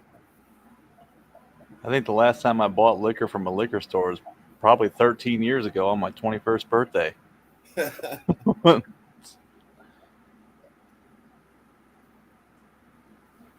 Yeah, we got our regulars that stop in at about the same time every single day. They're on their way home from work or whatever, and they'll get whatever they want, and we don't see them again till the next day. But the people that come in there 15 times a day, golly bum. It's crazy. that's crazy. Creatures got a hold of them. Yep. being a Baptist preacher, you got to be careful going in a liquor store. Yeah, you might run into a Methodist. I don't know. That's fine. Just don't run into another Baptist. You never take one Baptist fishing, he'll drink all your beer. You have to take two, they won't drink any. That's funny. That's funny. And true. I remember one time I was in Sam's Club and I saw a lady that I went to church with and I hollered at her and she acted like she didn't hear me. And I hollered louder and walked over to her and she stopped, turned around. She had 2 cases of beer in her cart. I never said a word. We just sat there and talked for a little bit. And I said, well, I better let you go. And I turned and walked off and I thought, yeah, she's probably nervous. 2 cases of beer in the cart. Preacher hollers at her. She probably felt bad, but I didn't care. Yeah, it's weird down here in the South. Yep. I didn't know that was looked down upon. Man, in the South, it's a different ball game, man. You still got people down here that think it's a sin to have alcohol. It's just a totally different. I mean, I live in a dry county. You can't buy alcohol in the county I live in. And matter of fact, you got to drive 30, 35 minutes from where I live to the nearest place to buy alcohol. I know in Does that include beer? Yeah. And wine? Wow. Yeah, you can get mouthwash. And in Arkansas, you can't buy alcohol on Sundays. You can they get finally changed it in Georgia, so we can open at 12:30. Yep. Can't buy alcohol on Sundays in Arkansas. I mean, you can buy it by the drink in a restaurant, but you can't go in a store and buy a 6-pack or buy a bottle of something on a Sunday. I know in Utah they have state-run liquor stores, right, Jim? Yep. Well, You can't- the owners are independent, but it's through their licensing or whatever. Yeah. Right, but you have to go to a state-run liquor store to buy any. Yeah. Nothing in the stores, hard liquor. Yeah. Right. Yeah. But, and when I was drinking, it was tough because one of them was only open. There was 2 days a week they weren't open. I was like, son of a bitch, and then they opened up another one that is open all the days, that the other wasn't. So that worked out. Yeah. That's why you buy in bulk. I bought in bulk, but I drank in bulk. There wasn't the bulk big enough. Yeah, that's the problem. Yeah. We got a deal on some closeout bourbon, and I was just pushing it, get it out the door, because we couldn't get any more of it. And once it was gone, it was gone. Well, people that bought it started coming back buying more. And I was like, uh-oh, because I liked it too. So I grabbed 7 cases. Dang. And I got a great discount on it and all that. Y'all behave. Yeah. I'm sorry, guys. That's fine.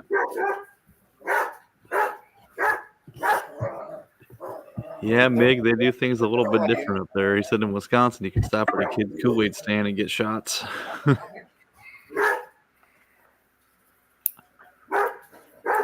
I'm gonna leave y'all out here, and I'm going inside because y'all are being way too damn loud. Boys, I got to get off here. Tomorrow is a work day, even though I may get snowed out. I need to get in bed and get ready. Hey, Yes, thanks sir. for coming on, Preacher. It's always fun. Yep, enjoy it. All right. Good Kyle, seeing you, good Preacher. to see you. Tin Man, good to see you. Tread, good to see you. Uncle Jim, Keep your head above the snow. I'll see you guys on the next one. All right. Good night, Harold. Take care, preacher. Always fun to have Preacher on. Yeah, man. Some of the best beer I've had in my life actually came out of Wisconsin Mig, and I'm sure you're familiar with the joint. New Glarus. Yep. Never heard of it. Yeah, it's pretty popular around the Midwest. So was there an old Valeris or? Maybe. It's Glarus, Glarus. Oh, Glarus. Uh-huh. Gives you a glare when you're done. Yeah. There's one beer in particular called Spotted Cow. Yep. That's We actually that's carry their, that. yeah. That sounds familiar. They're getting pretty big. I would not be surprised if they were shipping internet, nationwide. Spotted Cow sounds familiar. Is it a microbrew or what? Yeah. I wouldn't say it's a microbrew, but it's a pretty big joint. But yeah, it's not one of the Anheuser-Busch breweries. Huh. Does it go good with cheese? Everything goes good with Wisconsin cheese, man. Do y'all remember the old Bud Light commercials, The Real Men of Genius? Yep. I still say that at work. Well, I've been instructed to write a song. Bud Light, Men Without a Penis. Oh, so bad. See, this is what we come up with at work, Yeah. Same here. Every time somebody does something stupid at work, I sing that line from those old commercials. Real Men of Genius. Dum, dum, dum, dum, dum, dum. Real Men of Genius.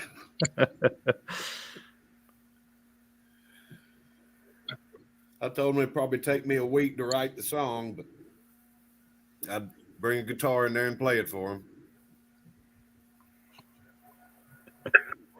Mig says, "Does Wisconsin beer go good with cheese?"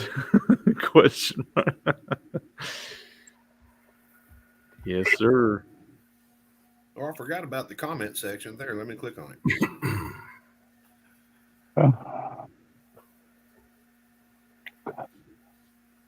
Go. Yep, we carry Spotted Cow. I've never tried any. We have it. Give one a try. You probably like it. It's pretty good.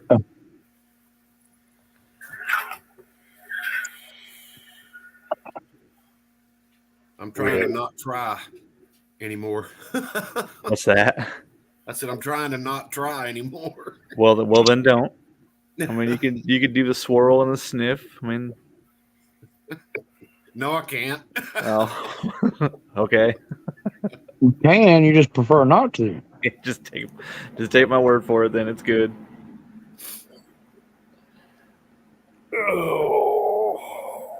There was a joint over in, I think it was in Moline. Those are only allowed in Illinois. What's that? Joints are only allowed in Illinois. Well, that's where it was. It was in Moline, Illinois. There you go. The place. Bent River. They made a beer that was like a coffee stout. I used to drink those once in a while. Those are pretty good. You couldn't drink more than a couple of them, but really good flavor. Yeah. That there's another one that's it is stout. I mean, I think it's like 16 or 18% alcohol. Wow. It's called Dragon's Milk. Oh, yeah. You're only gonna drink one. Kitty always talks about those. Vanessa Kitty. Yeah, No, it's one of them that you got to chew before you can swallow it. Yeah. You can drink more than one. Jim says bullshit. Hold my beer. The bar I used to go to had this thing where it was a fancy schmancy bar. They had a bunch of different craft brews. Well, if they give you a punch card, and if you tried 25 different ones, they would give you I can't remember how much money it was for the gift card. But yeah, you tried 20 different beers and you get like a $25 gift certificate or whatever. I pulled it off 3 times. I've tried some good beers and I've tried some bad beers. The worst one I ever had was there was an Iron Maiden beer. It was absolutely awful. It tasted like moose piss. It was bad, but the cans were cool. That store, the cans were cool. We used to have it, but it sat on the shelf for so long. Yeah. The owner said, "Buy one, get one free. Get it out of here." Yeah, it was terrible. And even at buy one, get one free, nobody'd buy it. Yeah. I think the word has gotten out. It's not a good beer. I remember it before I started working there, but I remember that can. Yeah. There were like 2 or 3 different cans. I had them all on my old TV stand back in my bachelor days at my apartment. Yeah, you had to choke it down in order to get the can, rather just dump it outside, to be honest. Right. We got Fireball kegs. Ooh. And I can't stand Fireball. No. And I keep begging everybody that buys Fireball, buy that keg. It's the equivalent of 3 half gallons. It's only $90. That ain't bad. I said, but when you empty it, you need to bring it back to me because I'm gonna make a lamp out of it. Yeah, man. And they're like, well, why don't you just buy the keg? I said, because I don't give a damn about what's in it. I ain't paying $90 for shit I'm gonna dump in the driveway. Hello, Ashley. Just find a bunch of empty Fireball bottles and then pour it out of the keg into the bottles and throw them back on the shelf. Figure out how to reseal them. Ugh. But it's like a little pony keg. I mean, it's really cool, and it would make a great lamp for the reloading bench. Yeah. Speaking of which, I haven't put the lamp away. The leg lamp. The leg No, lamp. it's an award. It's an award. Oh. Is it still fragile? Oh, it's fragile. It was broken when I got it, and that's why I made the thing. Must be Italian. Yep. Yeah, that's a spray bottle. That's a spray bottle cap with some lace. And don't know where I got the lace.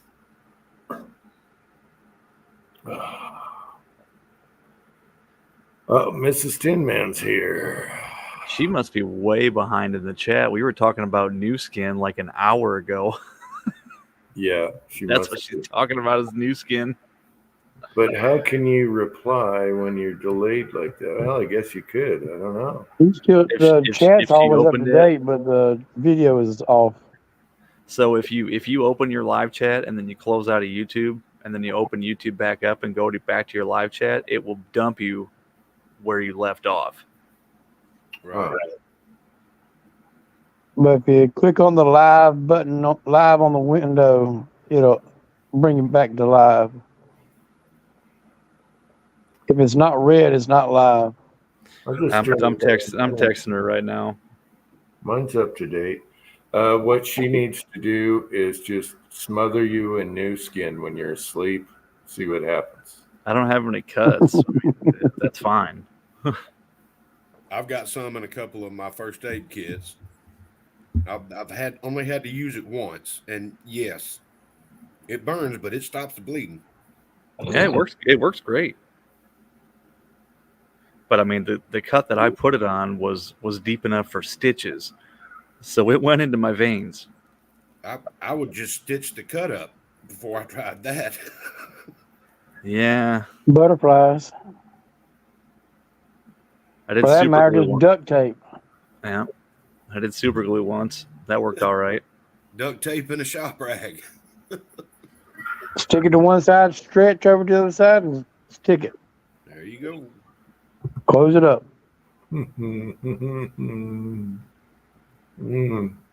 Or like Tin Man said, just stick your thumb in it and go to the hospital. Hey, he's a tin knocker. He's got duct tape everywhere. Yeah. Oh, we've had some good cuts. Oh, I imagine. Yep. First I'm thing sure you you learn did. I'm in sure sheet you did metal too. is you don't try to catch nothing. Yeah, I'm sure you've had some good cuts when you were doing And it don't too. wear rings. No. Nope. Mine's silicone. I don't even trust that. I do. It's already got a little rip in it, so that's the weak point. It'll snap at. One of my You know, with my luck, mechanics- it'll hit that and still go through your finger because it's easier to go through. one of my mechanics was working on a truck and leaned over with a wrench in his hand. And the wrench was just long enough to reach the positive and negative terminals of the battery. And he Ooh. had a gold wedding ring on. Ooh. Fire department had to cut it off. Wow. His hand was so jacked up. You know, gold is an excellent conductor of electricity. It sure is. I know my dad's class ring is half melted on one side of it. He's an electrician by trade, and he had it on and about melted his finger off. Yep. Dang, man. They didn't know if they were going to be able to save Matt's finger. And it was just a 12-volt truck battery. Yeah, but it's got a lot of amperage. Say them cold cranking amps. What are they up to nowadays? 850? Semi trucks? I don't know what they are. 850 is a cheap battery. Oof. Oh yeah, he's dealing with semi trucks. Yeah. Oh, that's right. That's right. I forgot. 1500, 1800. That's right. I forgot you were working I on. thought those were tractor. 24-volt systems. Some of them can be. This was just a 12-volt system. I ain't never heard a scream like that in my life. Felt so bad for him. Jesus. Yeah, I've got a tungsten wedding ring too, but I never wore that one to work ever. Because tungsten is also a very good conductor of electricity. Yes, it is. Most all metals are. Yeah. Tungsten's also very brittle. Like if you tap it hard enough on a surface, you'll just shatter it. Yeah, that I was gonna go that route. I wanted to go that route, and my aunt sells jewelry, and she goes, "If it ever falls off your finger and hits the ground, it's gonna shatter." Yep. Just make you a lead one. There you go. Also a good conductor of electricity. There's a dude tapping his finger on a pipe one day at work. That when his finger tapping shattered his wedding ring, cracked it. Yeah, thankfully my aunt knows what she's talking about, because you're not the first person that I've heard that from, so I didn't make that mistake. With me welding for a good majority of my career, I went straight to the silicone rings. Because I've been electrocuted before welding, and that just without any kind of ring. Oh man! Oh, that sucks. Yeah. My hand was the ground. My buddy pulled up with his trailer, and I had to fix the latch on the back of the roll-up door, and it was raining, and the reefer unit had cut off, and it had condensed, condensation. And I was sitting there with that arc welder. Now, as soon as I struck an arc, oh, Jesus. It hurts. It hurts, man.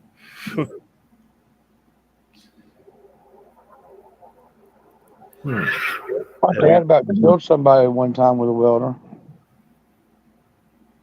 He had a place down on either the lake or I think it was the lake. And he talked me into going down there. And, hey, let's go down to the lake house and we'll do some fishing, blah, blah, blah. Get down there and said, oh, well, we need to fix this little thing out at the dock first. So the whole pretense was we're going fishing. But in his mind, he was like, I get him down here, we'll fix the dock, do a little welding on the dock. I'll get some free labor out of him. Dad said, I'll fix his ass. He's down there in the damn water with the leads and everything. He said, come on now, you're going to have to come down here and hold this thing for me. He said, no, I'll get shot. He said, I'm down here in it. Well, you got a point. Okay. When he hit that damn arc one time, lit his butt up. Damn. He said he thought he about killed him. Man. But he got him back for making him come down there and do that shit. Free labor. But he really did think he about killed him. We do the department I work for does double wall exhaust stacks for high efficiency boilers and hot water heater generators and all that stuff. So we have an inner and an outer. Well, a lot of it gets insulation between the inner and the outer. A guy was walking by when I was tacking an outer on a 90T. I said, hey, forgot to hook my ground up. Throw my ground on there for me. He grounds the inner, and I was tacking the outer. I didn't see him ground the inner. Guess what? My hand was the bridge between the inner and the outer. Oh, man, I was cussing that dude out. Make your sticker pick up, make your feeder feel good. Yeah. Zap me good. Luckily, I was only at like 15 volts, it was nothing crazy, but still, that hurt. Oh. All right, we run 4 hours. Let's kill it. You heard him, Mig. That's it. Come on, Mig. Where you at, West Covina? I'm hungry. I want to eat. So go fix something. Electricity. Go fix your sandwich. Go fix you some chicken fingers. I was down working on the new Georgia Tech buildings. We were doing low voltage, like audio video stuff, but the buildings were still under construction. And the HVAC guys had the breaker killed and locked out and tagged out and all that stuff. Well, one of the other electricians comes over there because he was trying to finish what he was doing, removes the lock, turns the breaker on. And these are very, very large AC units, 480 volts. Dude should have lost his job immediately. Oh, he did. Yeah. Well, here's what happened. The HVAC guys in there hooking up all these cables and shit for this ginormous unit. And the electrician turns the breaker on. All of a sudden, the lights dim. And then this smell comes through the building. Instantly, supervisors come over, everybody outside. It totally charred this HVAC guy in the air handler. Wow. I mean, the good thing is the guy didn't feel anything. You know what I'm saying? Jesus. But it melted the soles off of his boots. Yeah, man. It was terrible. They sent us all home for about a week. Yeah. And investigation and everything else. Oh yeah. And yes, the electrician that flipped the switch, I think he went to jail. Yeah, he would have had to cut that lock, I think he went to jail. I mean, ain't no sense in him having a key for it. Right. Yeah, only the service dudes should have had that key. Only the person that put the lock on should have had it. Exactly. Uh-huh. Wow. I'll never forget that. That is the utmost worst negligence story I think I've ever heard. Yep. Finding something to eat, Jim?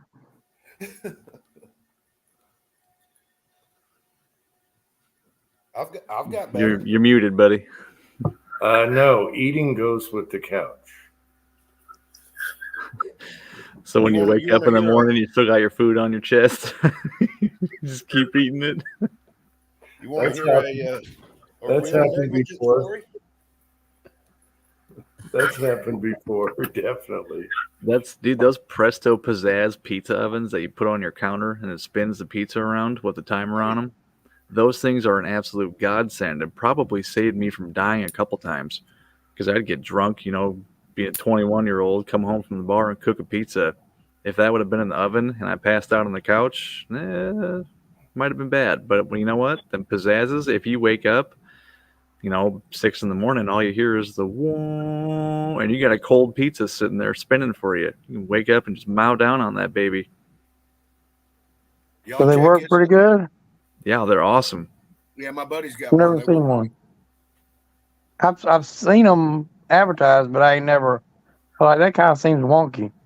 They're fantastic, dude. You set the timer for 20 minutes, and when that 20 minutes is up, the heating element shuts off. It stops cooking. Better than a toaster oven. I've never tried a pizza in a Cook, toaster I mean, oven. it'd be like cooking in a regular oven, but Yeah, I mean, yeah, dude, but the spinner part doesn't cut off. right. So it'll just keep sitting there spinning while it's cold, which is fine. I've cooked mozzarella sticks, French fries, chicken strips, you name it. You throw it on the pizzazz. This does good in pizza right here. Air fryer.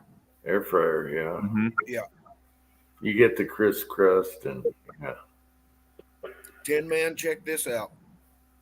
What's up? What do you got?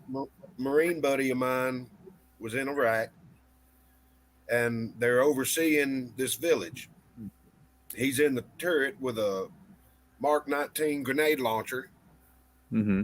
I don't know if you're familiar with them. There's 2 triggers, and both triggers have to be pushed for it to launch. Okay. Well, they're sitting there. It's 125, 130 degrees, something like that. And everybody dips in the military because smoking is just too much of an inconvenience. Mm-hmm. So he thought he'd be nice instead of spitting over the side of the Humvee, on the windows and all that stuff. Hey, throw me that spit bottle. And the guy tosses it up, but it doesn't make it up to Nathan. So Nathan bends down to pick it up, and his helmet pushes both triggers on that Mark 19. What? And next thing you know, he bends down to pick it up, and you hear doop, doop, doop, doop. He stands up. Oh shit! He just lobbed four grenades into this village. All of a sudden, the Wow. radios light up. We gotta go. Holy crap. Now that's a pretty bad case of negligence right there. I was just gonna say negligent discharge. That's got to top the charts, man. Yeah, he got reprimanded severely for it. Wow. But that's an accident, He told me that story, and I could not believe it. I was like, "You lobbed 4 grenades into a damn innocent village that y'all were just looking at?" He said, "Yep." At least it was accidental. It's not like cutting somebody's lock off of off a lockout. Wow. Yeah, that was a dumbass move. And if I recall, of course, this was 20, 25 years ago when that happened. If I recall, he went to jail. He went to prison for it. Yeah. I mean that's at least manslaughter. You can't Yeah. even call it involuntary because he cut the lock off. Right. Huh. That's crazy. That's like worst Might even nightmare call it- right there. Might even call it premeditated because he had to actually think to cut the lock off. Yeah, I can see them trying to make that stick. I think it stuck because I never seen Wow. the bastard again. Yeah. That's probably for the best. All right, guys. Uncle Jim's tired. Jim hungry. Jim want to eat. Third person. Talking third person.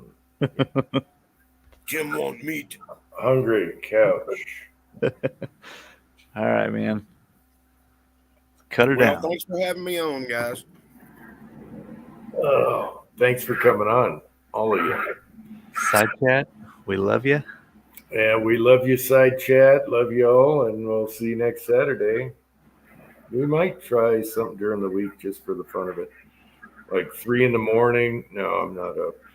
Some weird time. Weird. I want to see who's out there at a weird time. I'll probably be up. That's I about the time drive. I go to bed. I start driving home at like 10:15 your time, Jim. In the morning? No, at night. Oh, gotcha. That's when I'm on the way home from work. Okay. That's your time. My time would be 11:15. Okay. All right, side chat. Love you all, and everyone that came on tonight. That was great. I was a little cranky at the beginning because no one, I was alone. Oh, woes. I want my mommy. Where's your? And we'll leave it right there. And until next